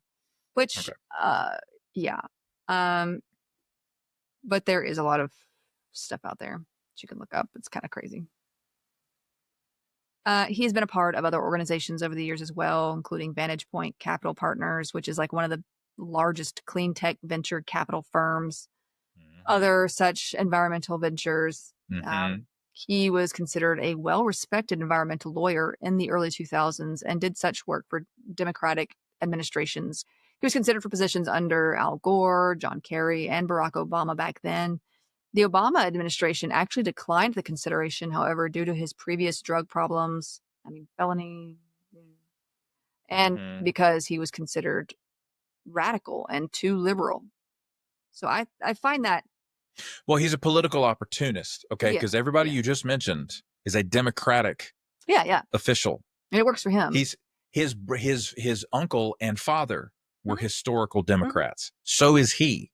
It's just weird, though, because even his stances on many things seem more, or in the past at least, have seemed more democratic. Of course. But those are liberal principles. But a lot of the MAGA Republicans hate Democrats. And so it just seems, I'm telling you, it's opportunism, bro. Yeah. He runs for president they hate them all except for him. He runs for president as a Republican. He ran as a independent. Did he really? Mm-hmm. Okay. He wanted the Democratic nomination, I think. He said he was good friends with Biden and didn't want to seem like he was out competing him. I think he ran for independent. Right. Anyway, so I think he had some good intentions when it came to environmental issues beforehand. He's not always well informed or educated on such matters like biology, chemistry, and the like. He's not really qualified to truly make decisions in that area on his own whatsoever. He would do well to really study evidence-based science and peer-reviewed journals and learn from those who are experts in that field instead of firing them, while using what he's educated in to better the environment if he was going to do that. That's my personal take on that matter. But yeah, he's really bought into a lot of conspiracy theories, especially since the early 2000s. And we're going to dive into that in just a second, because honestly, it defines his role as head of Health and Human Services, which he's also unqualified for in any way, in the way of education, way of experience. So, yeah, and he is an opportunist. You'll see a lot of inconsistency and hypocrisy, and it's lies and a lot of that. Now, in the area of politics, RFK Jr. first considered the role of U.S. Senator for the state of New York in 2000. He did not want such roles after this for a while. In 2023, he did announce his desire to run for the 2024 presidential election, and he did as the independent candidate. This is when a lot of the conspiracy theories he was into, I think, became more public. If you'd been following him for a while, you probably would have known a lot about them beforehand as well. Yeah. He was a favorite with MAGA because he served as sort of a distractor, really, from the Democratic side. And Trump seemed to like him. He would. Yeah, he pulls votes from a Democratic candidate. So his followers were like, okay, even though he's been labeled as too liberal to even serve on certain Democratic. It just doesn't make any sense to me, why they. Anyway, opportunism, baby.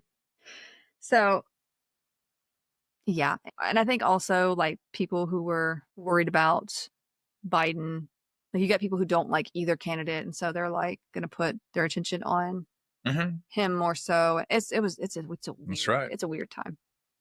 It's a weird time. So I don't know if it's like this elsewhere, but here in America, it is legal for billionaires to just give money to political candidates or administrations via these super PACs, as they call them, which allow for the fundraising of unlimited amounts of money for campaign advertising, basically to help further their campaign. One of these, Timothy Mellon, He's the heir to the Mellon banking fortune. He gave the Trump campaign $15 million. And then he gave another $5 million to RFK Jr. I believe their strategy, like I kind of mentioned, was to get Democrats to focus on RFK Jr., the independent who they believed would lose either way, so that their buddy Trump would win. Also, a lot of the MAGA peeps, they've been or are honestly deep down that conspiracy theory rabbit hole anyway. With the whole, I mean, we remember the whole QAnon stuff.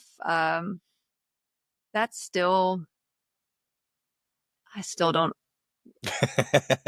Okay. Yep. Digital illiteracy makes people extremely vulnerable. I'll say it that way. So his anti-vaccine, anti-science rhetoric kind of fit for them as well. I'm honestly so confused because MAGA hates, like I said, liberals, Democrats. They literally call them, oh, these demon rats, you know, which I just, you know, I don't like to be like, I'm of this party, because I think I vote for human rights and the decency of mankind, you know. I think it's limiting to character to attach yourself to a certain party and say, I believe everything they have to say, or whatever. But in this, honestly, too, though, there is nothing I agree with in the MAGA sphere, Republican sphere over there. Like, with, since he's come on the scene, honestly, before, too. I mean, beforehand, I don't really think I considered myself political. I mean, I voted according to how I saw fit, but like, I didn't consider myself like politically passionate. I mean, no, you know what I mean? Like, no. Yeah, things are so weird. Things are so weird. All right, that'll do it for this episode. Anyway, they do love some RFK Jr. I don't know, you know, how I am with there's a lack of consistency or selective values, basically. There's a MAGA slogan similar to itself. MAGA was created. That's how I say it. MAGA. Maha, whatever. I wasn't ready for you to go, Maha. That's how I read it. I'm sorry. Maha was created around this time that RFK basically gave his soul to Trump. I'm going to make, yes, that's exactly what happened. I'm going to make that my ringtone. Now, he has said, I mean, he literally said, hey, boys, whoever wins, give me a spot. Yes. He doesn't care. No. He just wants a role. He just wants power. He doesn't, you know, and yeah, man. It's just gross. Yeah. But and if he, if he survives or, exists long enough, he'll run for president. He's just going to take the next step. That's all he's doing. I mean, he tried running for president. Well, yeah, but I mean, now he's actually successfully been appointed to a cabinet position. It's all about reaching. Yes. All of this. Yeah. I'm not going to say anything else. So the Maha thing is make America healthy again, apparently. And the average health of American citizens is actually better than it used to be because of vaccines. The FDA targeting and banning various toxins in our food and drink and stuff. We talked about how the FDA came about, after talking about the Poison Squad with Dr. Wiley and them struggling to get systems in place to stop these big food corporations from just adding like these cheap alternatives that were hurting people. Also, the EPA going after corporations for polluting the water and air and soil. And I've come to terms with the idea that a lot of people do not actually understand what these organizations were made to do. No. Because a lot of people say they want as a part of MAHA is the regulation of foods, which is the FDA. We do that. The environmental toxins, the EPA. Yes. And evidence-based healthcare like it's CDC, World Health Organization. It's this perfect storm of the dismantling of public trust in institutions, anti-science, anti-deep state, skeptical hedonism. Yeah. And I can tell you, as somebody who was born into right-wing authoritarian politics, there is no intellectual consistency. No. They are groomed and programmed to hate government regulation no matter the context, because the government, it's the don't tread on me ethic. The government is always trying to tread on me. It's like, brother, the speed limit signs are there to keep you from killing other people on the road. Also, like, what are they treading on you in your life? Your business isn't big enough usually in those cases. Like, no. They said they got a don't tread me sticker on their truck, and they got Medicare, Social Security, and disability. But at the same, I just don't understand why they say they hate regulation, but then they come back and say, well, we need to put these people in their place. So what you want is regulation. You can't have it both ways. Yeah. You want government regulation that you have an emotional connection to. They don't want control over their own lives, but they do want to control other people. Yes. Yes. It doesn't make any sense. No, it's not about intellectual consistency, brother. I'm telling you, it makes the people who try to be intellectually consistent and critical thinkers feel crazy. That's what it does. Oh, I feel crazy. Yes. I do feel crazy. I am struggling. And again, I mentioned the emotional. This is real. No.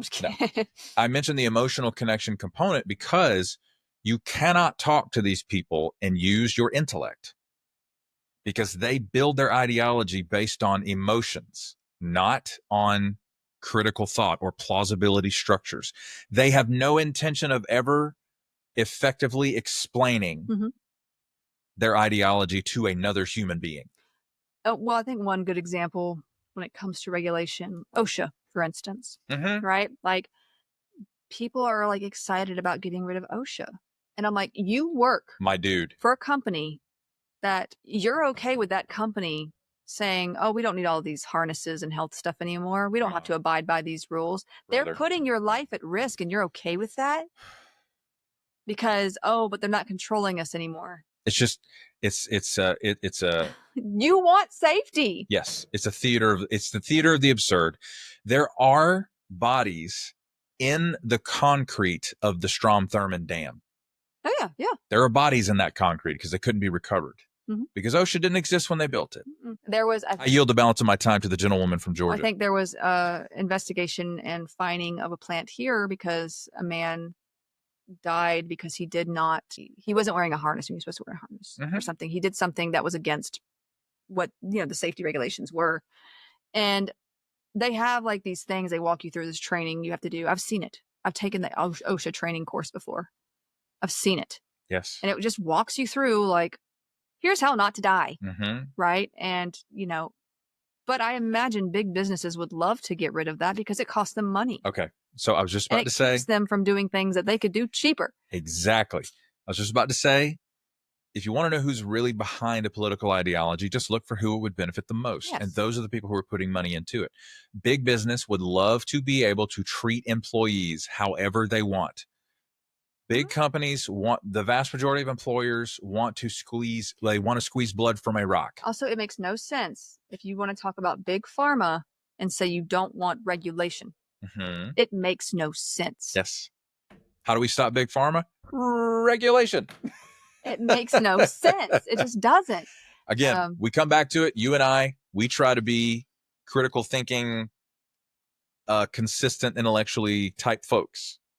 And it is a curse. Anyway, now, are these organizations perfect? No. No, we're not implying that. But it is ridiculous to think that the best course of action is just to fire everyone and dismantle them. It creates... You can improve upon them. They have inspectors general. Also have maybe have accountability for people within these roles of regulation. Yes. We have that. We have the House Oversight Committee. We have the inspectors general. We have a litigious society. Things can be done. And if they're not doing their jobs, fire them. Yes. And get somebody to do that job better. Things can be done. There are things that you can do to improve these systems. Yes. But hey, that's more expensive apparently. And your buddies can't do what they want to do. Yes. If you do that. So, like why not have experts advise on how to make them more efficient? Why not go after companies trying to bribe their way into using cheaper ingredients? or finding loopholes. Mm-hmm. The idea of banning dyes, I have no issue with that. I don't have an issue with that. Yeah. Great. It's not, I mean, it's not the most dangerous thing we're facing in terms of nutrition, but we could definitely and easily find alternatives to these dyes. Sure. Preservatives. There's ample evidence to suggest these things should be changed. So let's do that. That's fine. Like, if you want to talk about preservatives, the FDA, the backbone of creating that was Dr. Wiley, testing preservatives of food. Yeah. And saying, this is unsafe, this is unsafe, this is unsafe. Yes. That's what they do, or it's what they started with. And so preservatives, not all preservatives are bad. I mean, salt. We live in the South. People are they're 75% water and the rest is salt, to be honest. So it's obviously you can have too much is what I'm going with. But we have preservatives that are not, just because you can't pronounce the name. I've heard so many people say, well, if I can't pronounce it, it must be unhealthy. No, brother, that's just the naming of a chemical compound. Come on. You don't even know that there's how many branches of government there are. So there's probably a lot of things you can't pronounce. Of course. But if your child comes to you and says, I'm going to go to University of South Carolina to become a chemical engineer, you'll be like, oh, that sounds great. Yeah. Until they indoctrinate you. Yeah. And then they end up working for the FDA. What are you going to say then? You can see how bitter we are about some of this stuff. Yes. Sorry. We're just venting at this point. There's no facts. Just so you know, not all preservatives are bad. I know the word has become this sort of evil thing. And there are some bad ones. Yes. But not all of them are. Yes. How did the bad ones get in there? Those food companies. They're not regulated. They have so much money, they can buy congressmen. And they hire the most expensive lobbyists on Capitol Hill to periodically walk down the halls of Congress and peek their head in the door and say, hey, are you still in line after we gave $50,000 to your reelection campaign? Okay, great. There's a reason why they no longer add plaster of Paris to be a filler. I was shocked by that. Okay. There's just, read. There's a lot of history that is it's fascinating. And I think it will really help with understanding why we have systems in place like this. It's not to control people, it's to protect people. Now, when it becomes about controlling people, that's a problem. I agree with that. Of course. But it's about the pendulum protecting. Can swing too far the other way. Yes, that's true. It's true. But like I said, we've discussed preservatives that were banned by the FDA upon its creation, even beforehand with Dr. Wiley. When we talked about the Poisoner Squad, we have a whole episode on that. Well, I feel better. I got a lot of stuff off my chest. It's a great book too. The Poisoner Squad is a great book. Yes. So look that up. It's something. I think her name is Bloom, Blume. I think same lady that was responsible for the Poisoner's Handbook, I believe. So MAHA is not a new thing created by these guys. I mean, the name might be, but they're not going about it the right way by making necessary groups non-existent either. Because of the cuts to these organizations, in fact, lead exposure among older and poorer communities has once again become a problem because of the layoffs. In fact, just recently, Milwaukee schools were denied help for lead poisoning and exposure for this very reason. Most of those schools were built before 1978, before lead paint was banned. I was having a conversation actually recently with my friend who lives in New York, and she was like, I think a lot of New York apartments are, full of lead paint, and she's worried about her own apartment and trying to get it resealed and stuff because she's worried about lead exposure. Wait, when was it painted? I mean, a lot of these apartment buildings are older. Yeah. 1978 is not that long ago. It's really not, if you think about it. So it's become a problem, and we have a whole episode on lead. Heyo. Go listen to it. Recent inspections of these schools, however, showed that children were being exposed to significant lead hazards. So they've already done the inspections. They know this is a problem. And upon asking for assistance with the matter and with testing children to see what their lead levels have been or are, state officials actually in Milwaukee, Milwaukee's in Wisconsin. See, I'm getting better. I should have told you the wrong state on purpose. You jerk. You'd have been like Florida, and I'd have been like, wait, no. I'd have gone close. I'd have been like Tallahassee. I'd have been like Milwaukee. There you go. I'd have been like Milwaukee, Minnesota. I don't know. Look, you know what? You'll never I'm know. not going to get into it with you. You'll never know. I know some of them. You'll never know. It's the Midwestern states, though, that I'm like, it's that blocky one over there. It has corners. It's over there. It's that blocky one. So at least I can admit, though, that like, look, I struggle in this area, mostly because it's not okay. Not that I don't care about the people in that area. It's No. I don't. It's shocking going over there. It's shocking how much your brain does actually work like Sherlock Holmes. Why do I need to know that? That's exactly what Sherlock would say. I don't need to know that. It's primary school stuff. No, I do know that the planets go around the sun. There you go. I think that is something important to know. I do think that. So, yeah. Now, like I said, state officials received a letter in April of this year from CDC's Aaron Bernstein. Is it Bernstein? Either way. Yeah. The director of the Agency for Toxic Substances and Disease Registry, stating, I sincerely regret to inform you that due to the complete loss of our lead program, we will be unable to support you with this. Brother. So here we are. Also, and we touched on this, but the whole paradox of federal regulatory agencies are evil sort of issue. Mm-hmm. Let's pull them down and build regulation agencies to make food safer, even though we already did that and just demolished it all because it looks like we're doing something. And these same people use essential oils or sell them. And look, here's my take on essential oils. I think if they smell good to you, if lavender makes you relaxed, great, go for it. They don't cure cancer. If it helps you in some way like that, symptomatically, go for it. Sure. I have nothing against that. Sure. What I have against it is people spreading false information like, oh, it cures this, it cures that, it cures this, whatever. Mm-hmm. Or like them being in, say, skincare without telling people, because if you put essential oils on your face, they could be really drying. There's alcohol in that, just so you know. People saying you can drink them, don't do that. Dude, please don't. And if you're putting a bit on your tongue here and there, also, if you're going to do that, if you're going to do that, tell your doctor you're doing it. You may have medications that could be interacting with that. I know it seems like a little thing, but it's not. Even like grapefruit juice can interact with, blood pressure meds. It's like these are things that can interact. Also, the multi-level marketing schemes that prey on people and have them spending hundreds of dollars on these oils they promise are going to help with this part of your life and that part of your life. I have a problem when people prey on people like that, especially when it comes to health. And there are religious people who do this too. You see them on the TV. Oh, yes. Send me this much money and I'll pray for you and you'll be cured of cancer. Yeah. That is predatory. Yes. And it bothers me so much. So, and it's not just with the essential oils, okay? It's no. It doesn't matter the product. Right. It's if you like them, like I said, for smells and like this one, it feels like it gives you energy or it feels like it does this, go for it. Great. But the other stuff, I can't get behind that. Back in the 19th century, none of this is new.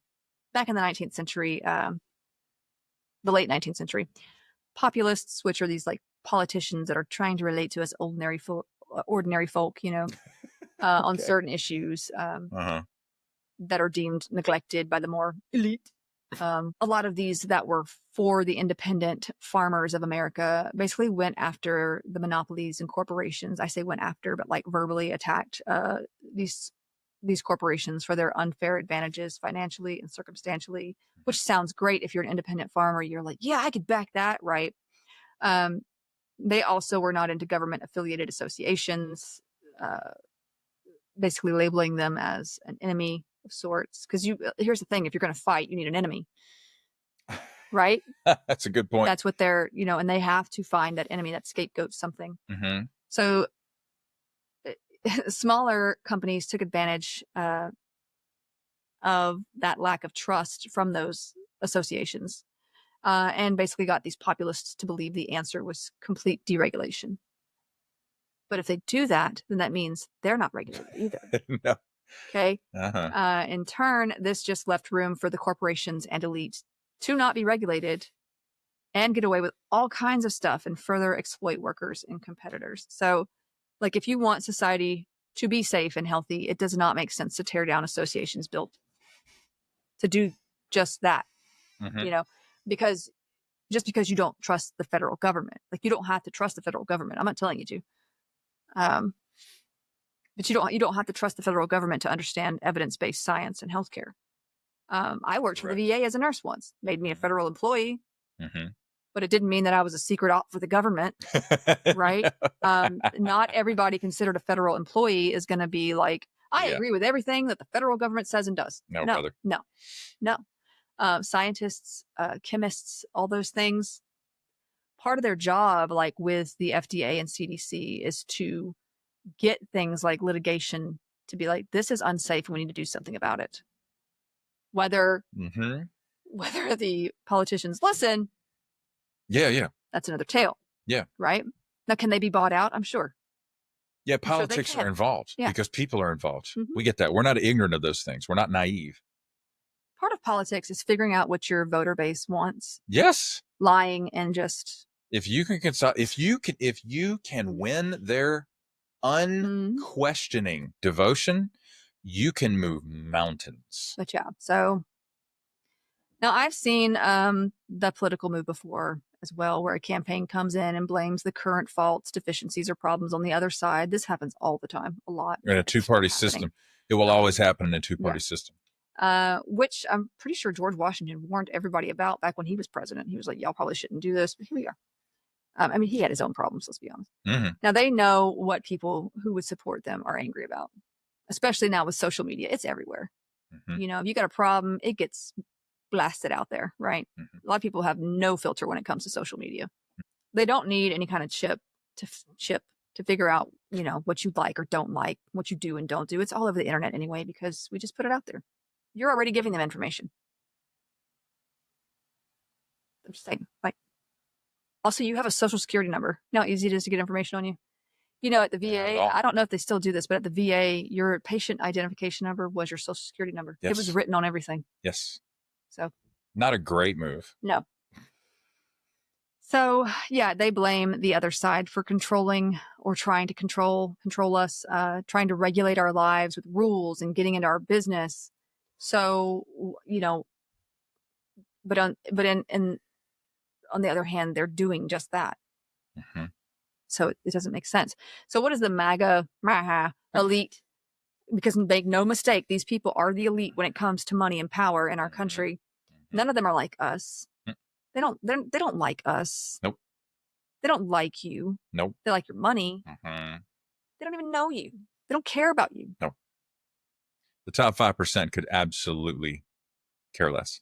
Anyway, it always gets me when I see those commercials. Like, we care about you. No, you don't. They just aren't like us, and they can't pretend to know what our lives are like. They are privileged beyond.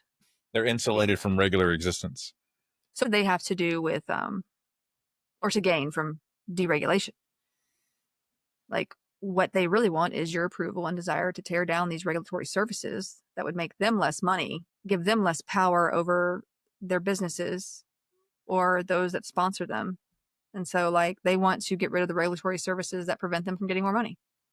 Exactly. And it makes them look good if they say this is the enemy and I'm taking down the enemy. Yes. And if something happens, they could rebuild it and say, oh, this is my idea. This was my idea. I did this. And now they're actually considering a lift, like you said, on the asbestos ban in the States. Amazing. So that's a good example of how asbestos is carcinogenic, but it's also cheaper for businesses to use. Mm-hmm. So you're going to suffer, but they're going to be happy about it. There you go. They also want to take back rules on greenhouse gas emissions for coal plants. Why? It's cheaper. Hilarious. That's just as toxic as preservatives or anything. I mean, yeah, you're going to be breathing this. I'm sorry. I'm trying to be intellectually consistent. I apologize. Please continue. Yeah. Oh, it's all connected. Mm-hmm. Like the guy running the EPA, and we'll talk about him, I think, next episode. Like, that'd be great. You're going to be, because we're going to mention it. We're still talking about RFK Jr. We're going to go into his anti-vaccine stuff heavily next one. But you can't be like, who cares about pollution? But then also be like, we're going to make America healthier again. What? No, brother. Oh, my God.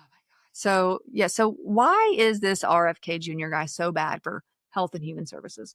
Well, as director of HHS, he would oversee a $1.7 trillion agency that includes the Centers for Disease Control and Prevention, Food and Drug Administration, and Centers for Medicare and Medicaid.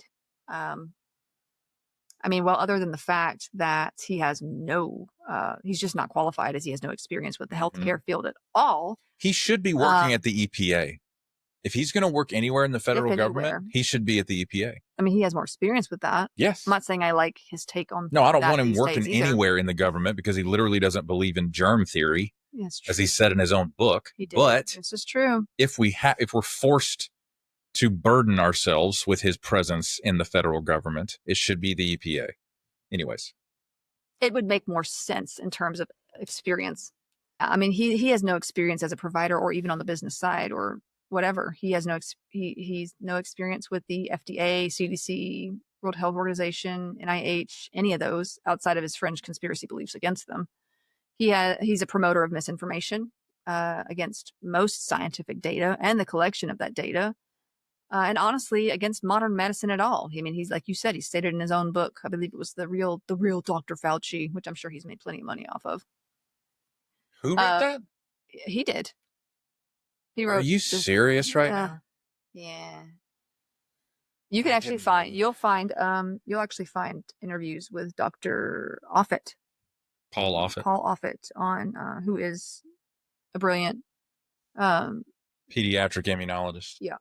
On the subject of that book, which anyway. But he discussed in that book that he actually believes in miasma theory, which is, we've talked about it from like the 1800s and before, instead of the whole idea of germs like bacteria and viruses. In case you don't remember, the miasma theory is based on the idea that disease results from bad air. Oh my God. I'm not sure if he's defining the theory correctly himself or if he thinks it just means something different. But either way, he is incorrect. And I can't even correctly define his misinformation. No, it's staggering. I will not stand for the promotion of such nonsense. So no. But let's discuss more of his beliefs about science, health, etc. Because, and I have to be honest, I was not sure where to even start. He has said that one of his goals in this role was to stop obesity and chronic health problems by dealing with nutrition issues. Okay. I mean, we do eat a lot of unhealthy stuff here in America, a lot by choice, if we're honest with ourselves. No one is forcing us to buy the Oreos or fast food or fried everything. I will be the first to tell the world that not all of us eat all of that, like we are shown to. Like, I feel like there's this stereotype of us doing that a lot, but not all of us do that a lot. Obesity is also not just a nutrition problem. Being overworked, overstressed, underpaid, never having the time or energy or money to exercise or cook healthy meals. Yes. Healthcare is expensive. Fruit and veggies are expensive. Being alive is expensive. And a lot of us are depressed. Yes. Chronic illnesses can also lead to weight gain, especially with women suffering from endometriosis, PCOS, hypothyroidism, various autoimmune disorders. There's a lot of other reasons for weight gain to occur. Also, not everybody is supposed to be a size freaking 2. We haven't even defined what, I feel like clinical obesity is not, like, there is a definition for that, but when they just say obesity, they're saying like anybody above what I think looks. Yeah, we could afford some more nuance in those cases. Like, the thing that's so starkly different about, people in other countries is the pacing of life. Mm-hmm. We work more than any other culture on the planet. This is hustle culture. We are hustle culture. And even now, I think the president has come out and he wants to get rid of certain holidays. He thinks we have too many holidays. If I ever see him in person, I'm going to punch him in the throat. I swear to God. Anybody who talks about, so many other foreign countries have 30 days minimum of federally mandated paid time off. The most recent, he wants to get rid of Veterans Day. What? Or rename it and you have to work still. I don't know how a veteran could vote for him after that. It's just, we work too much. We work too long. Our work days are too long. None of our, for God's sake, in Spain, they still have siestas in the afternoon. We even have a culture where it is, you work no matter what because it's your duty. And they make you feel guilty for taking off. They make you feel guilty for being sick. They make you, and you're probably sick because you're overworked and you're not eating healthy. Yes. But like even in Tennessee, there's a school district right now that wants to get rid of doctor's notes being used for excused absences. Yeah. And they're saying their basis was, well, you can come to school with the sniffles. They need to get used to coming to work sick, is what they said. I can tell you already. That was the superintendent that said that, right? It was a school official. It was a school official. I can guarantee you that person has right-wing authoritarian ideology. Yeah, probably. I mean, it's Tennessee. I know that vibe, the tone of that kind of talk about people's humanity. That's a right-wing authoritarian PR. There was a recent survey study sort of deal that came out about the worst places to live or worst quality of life. You want to know what was at the top? United States. Tennessee, baby. It was a national survey. Oh. Tennessee. I mean, there you go. I mean, a lot of the southern states were on it. Yes. But of course they are. Anyway. Well, this has been a great episode. So, and I feel like I can relay all this information. We are from the South. I live in Georgia. So yeah, we live here. We know. Born and raised, baby. And it's not just here that has a problem. I know that. But I mean, we got a lot of them. There's a lot of evidence for some things. And sometimes we do eat like 8 Oreos, okay? Because again, we're tired, we're depressed. Sometimes you need a dang cookie. Look, well, listen. It's hard. The stand-up comedian Tom Papa, he has a bit where he says, some of my friends say, I'm giving up sugar. I'm never eating sugar again. No, you're not. Because life is hard. And sometimes you can eat a cookie once in a while. Also, it's incredibly hard to do that here in the States. And I agree we need to get rid of certain things because like everything you find in grocery stores is made with sugar. Yeah. It's going to have sugar in it. And it's really hard to go on a no sugar sort of deal, especially if you are a parent working. You have no time to really go, I'm going to make this bread myself from scratch. And like most people do not have the time to do that. I'm going to slaughter one of my chickens for dinner tonight. No. Make us healthier again. You need to give us the time and energy to actually be healthy. Thank you. Because we cannot do it otherwise. I can eat an apple, sure, but that's not a meal. Yeah. And every quality of life issue that you just mentioned is 25% harder now. Because the cost of living has gone up 25%. And every bit of healthy food is going to be more costly. Yes. It just is. Mm-hmm. And anyways. By the time you get to eat it because you have no time, it's spoiled. That's right. Okay, I'm sorry. Let's move on. I'm off it. I'm not off it, but I'm for the purposes. So now he has also spoken on ultra processed foods and food additives. Not a fan of those either. I get it. Mm-hmm. We could definitely do better in that department. But anytime RFK mentions certain big words or certain like scientific terms, I immediately turn into Inigo Montoya. You keep using that word. It does not mean what you think. I don't think it means what you think it means. So for reference, ultra processed foods, they're a problem. But getting rid of the FDA is not the way you go about dealing with that either. Also, let's discuss what these ultra processed foods kind of are, because most people hear that and they're like, yeah, but then they go and eat a hot dog or have some bacon. And ultra processed foods are any manufactured using multiple ingredients, especially with added sugar, salt, fats, and artificial additives. Many of these foods don't need all that's in them, let's be honest, but some of the additives give them the taste or even color that people associate with them or love. Also, sugar is addicting. It just is. Yeah. Not all processed foods are terrible, though. Processed and ultra processed are a bit different. Processed foods are simply those that have like some additives, mainly for freshness to keep it from spoiling, that kind of thing. So instead of deleting the regulatory agencies, perhaps there should be better and further regulation on what we can and cannot put in our food. Like it makes more. You want to get rid of processed food, but you want to get rid of the agencies that could regulate what goes into our food. It doesn't make sense. Maybe put money towards research involving these additives so they can be acknowledged or, is either toxic or okay. Like that makes sense. But instead they want to get rid of all research. They want to get rid of the advisory board for cancer research now, even. So if you want to rid excuse me, if you, like I said, if you want to rid your diet of processed foods, that means saying goodbye to things like canned soups, instant noodles, most cereals, any and all ready-to-eat frozen meals, fast food, of course, sugary beverages, bread on grocery store shelves. There's sugar in that. We have a lot of sugar in our bread. Mm-hmm. The whole snack and chip aisle, pretty much. Deli meats, breakfast meats. And look, I get it. They're bad for you, especially when that's all there is to eat. Mm-hmm. I see so many people who are like, yeah, we need to make America healthy again. They're a part of this whole MAGA crew. He's eating McDonald's on his plane.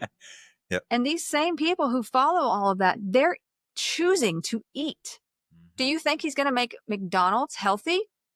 That's not what that means. No, brother. And I agree. We need to be healthier.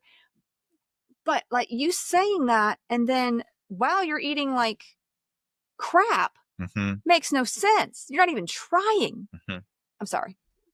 Sorry.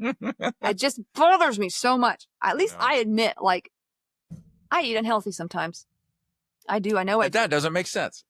And I know I do. And I know what I'm eating is unhealthy. And I try my best to eat healthy most of the time. But sometimes I'm busy.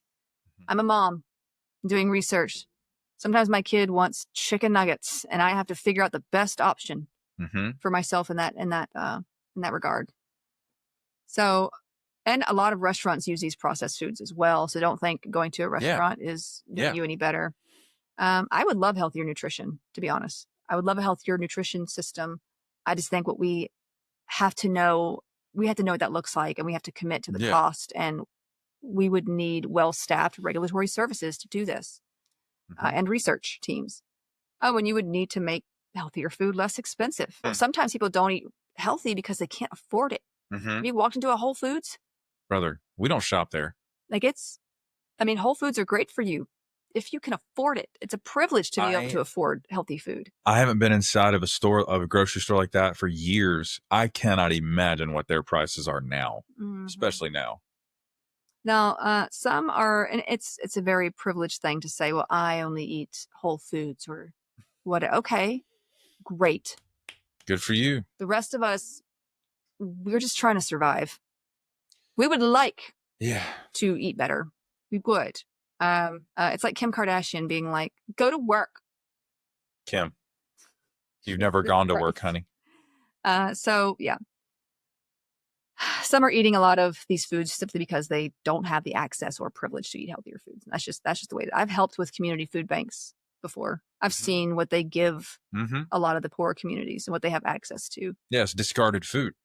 I've seen, and it's not, they're not giving them healthy fruits and vegetables. They're giving them something that they can survive off of. That's right. That's what they have. Yeah. We also need, like I said, the time and energy to actually put towards making and serving whole foods. If you're working, parenting, doing housework every day, cooking can be really hard to fit in without help. Yeah. Just being real. There are times we just put a frozen pizza in the oven because that's all we have time to do. It's that or we don't eat. Yeah. Because case in point, I work a 9 to 5, and then we also make social media content. You and I do regarding neurodivergent issues. That's probably how all of our listeners found the podcast. We make the podcast, which also includes the Patreon, so bonus episodes, etc. And I also have another social media account that is monetized. We do all of that to keep up with the cost of living. It's not extra income.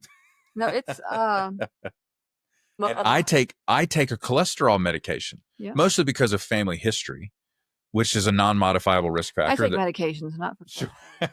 But like I weighed this morning, I'm 192 pounds, and at a height of 5'11", that's mostly appropriate for my height. So my BMI is okay.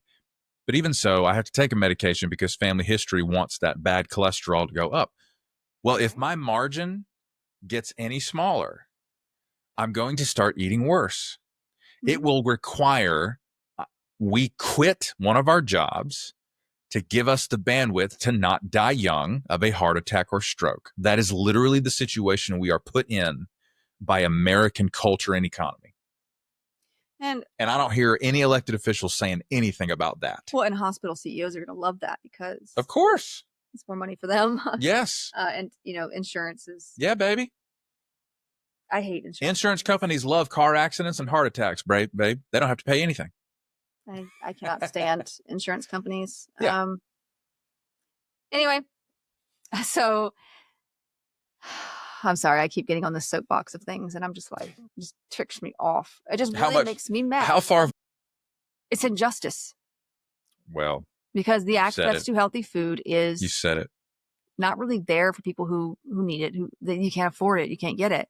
And then there's, it gets on my nerves so bad when I hear people talk or make fun of people who get services like SNAP, like the food assistant program.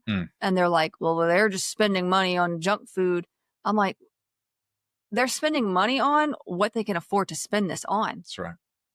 And not everything is covered by SNAP. And also, they have to decide, do I want to use this for this cheaper option? Mm-hmm. Also, don't even start. Like, your kids are only eating whole food. Your kids eat cookies. Brother. Like, let the kid have a dang cookie. My God. And it's like, well, see, they're not even trying. You're not even trying. We're losing humanity, man. It bothers me so much. I'm sorry. I am sorry. I'm not sorry. So yeah, apology accepted. If you're doing all of this, it can be really hard, just being real. Mm-hmm. And I read somewhere that RFK says he never eats anything that has more than 3 ingredients. Like, okay, good for you. You have all the money and access to such food. He lies all the time. Also, I really doubt that claim. But he goes to a tanning bed. Never anything else. But he goes to a tanning bed. Look, whole foods are great. We need to be eating more whole foods. We need to be eating more fiber. The eggs in our fridge are fresh, farm fresh from a relative of ours. And I'm proud to say that. I'll be one of the first to tell you, I think the reason why we're seeing a lot more colon cancers and such is probably because we don't get enough fiber. We eat a lot of processed foods. Yeah. It is a problem, but they're not going about it the right way. There's not. I eat fast food sometimes, just being real. It's convenient. Camilla eats chicken nuggets, like I said. Sometimes that's all she will eat. Sometimes it's just what it is. Yeah. I think it's stupid to sit here and brag when you have all the privilege and access in the world. I only do this. Yeah. It takes a monumental amount of effort to escape processed food. It really does. And then you want to act like you're one of us. So, okay, food dyes. Like I said, we can do without those. We could use alternatives, but there again, it's going to take the officials that you're firing to do that. It's whatever. But again, they basically just want to get rid of these organizations. I don't just look at RFK for why these cuts have happened. Of course, the whole Doge Musk situation tore through a lot of jobs, positions, employees. RFK Jr. is just a spoke in the wheel. Yeah. Most of the firings at the FDA targeted positions and teams with the words policy and regulation in their titles. Other cuts appeared to target offices in parts of the country deemed more expensive. At least 10 food scientists in the FDA's San Francisco testing laboratory were cut, according to an FDA staffer with direct knowledge of that program. Even roles that would seemingly support Kennedy's stated goals, such as stricter regulation of food additives and chemicals, have been eliminated. Makes no sense. He says he wants to do. Okay.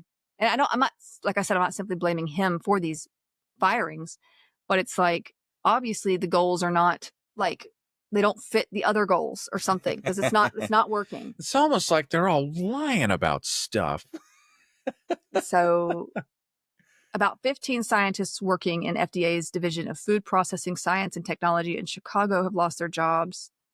Their research included finding ways to identify and eliminate hazardous chemicals and reduce microplastics and other particles that can leach into food packaging from packaged food.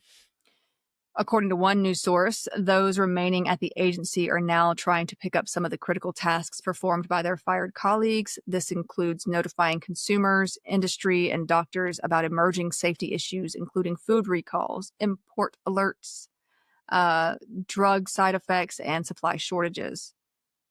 And all public statements must now go through the HHS press office. Of course. No, not a controlling narrative. No. Now, there are certain things that used to function. This is according to someone who has worked at the FDA, or still works at the FDA. There are certain things that used to function that are not functioning anymore. And they spoke on the condition of anonymity for reasons. Scientists working on some of Kennedy's stated priorities were fired as well, including those focused on chronic diseases. There were grants canceled that basically kept them from holding vaccination clinics, even as measles continues to spread. The budgets for both the FDA and CDC have also been cut significantly. So staff and budget cuts. We want to make America healthy again. Okay. The budget for the CDC was cut from $9.2 billion to $4.2 billion. And that of the FDA was decreased by approximately $271 million. Brother, that's a 50% cut for the CDC. I just want to point that out to folks. They're cutting their operation in half. Oh, by the way, I mentioned a lady posted a video of her 6-year-old dying of bacterial meningitis. The hospital called the FDA or the CDC office to report the case, and they said, you're going to have to report this to your state disease control because we do not receive the data anymore. Yeah, well, that doesn't surprise me. Yep. There have also been thoughts of shifting routine food inspections to the states, which may or may not even have the funds to do that adequately. I mean, they could just hire someone. It's the FDA. It's the FDA. It's a federal agency. The Fed has to inspect these things. Health and Human Services also runs Medicare and helps states run Medicaid, along with healthcare.gov, the marketplace for health insurance created by the Affordable Care Act. Through those three entities, the federal government basically helps insure about half of Americans. As you know, here in America, these programs are now being cut to shreds as well. If you're not an American and you're like, what are those? Medicaid is basically insurance, healthcare assistance for low-income families, and most of the recipients are minorities living in poor conditions of all ages. You've got infants, children, adults, elderly on all these. Many are also in poor health and may have less ability to work, if any. A lot of pregnant women and single moms or dads have needed Medicaid. I've had friends who, I have parent friends who are on Medicaid. And they both work. They just don't make enough to be able to get health care. I've had a friend who was pregnant and was on Medicaid because in no way could she have afforded prenatal care or labor and delivery, that kind of thing. Medicare is the healthcare assistance / insurance you get once you turn 65 or like retirement age. But this is also for the disabled or those with certain conditions under that age that need such assistance. They've also talked about cutting SNAP, like I mentioned. This is Supplemental Nutrition Assistance Program. This is like your food stamps, your food assistance. But they want to cut those benefits and their use towards certain foods and drinks. Like, oh, well, they shouldn't be using it to buy sugary drinks. Okay, but they've said nothing about helping with those receiving these benefits getting healthier food, which is more expensive. Like they haven't put a thing in place that says, but you'll be able to get this healthier food. You know what I mean? Like you can't just. The bottom line is they hate the poor. That's what they're just not. Well, they just don't want to say it out loud. I feel like they blame the poor and disabled people. Now, RFK, he has specifically stated that he thinks that those with chronic illnesses or certain life choices do not deserve care like the rest of us. He was on heroin for years. Like look at him. He is not the picture of great health. He's such a space cadet. He did heroin and cocaine for years. And so it just feels very judgy of him to say stuff like that. The HHS also includes the National Institutes of Health. We've mentioned a lot of them and research and other topics. Also smaller divisions, including an agency for mental health and one that enables elderly and disabled people to have support that they need to live at home. And another that supports domestic violence shelters. So yeah, it's an important role. It's a very important role. This guy is literally leading the funding, research, critical decisions of our healthcare system, and he has no idea what he's doing in that field. No idea. But anyway, just to end, he has consistently stated that he believes vaccines cause autism. They do not. And we have discussed that topic quite a bit, a whole episode based on it, but I will walk us through a little bit more about his beliefs and why those are not true next week.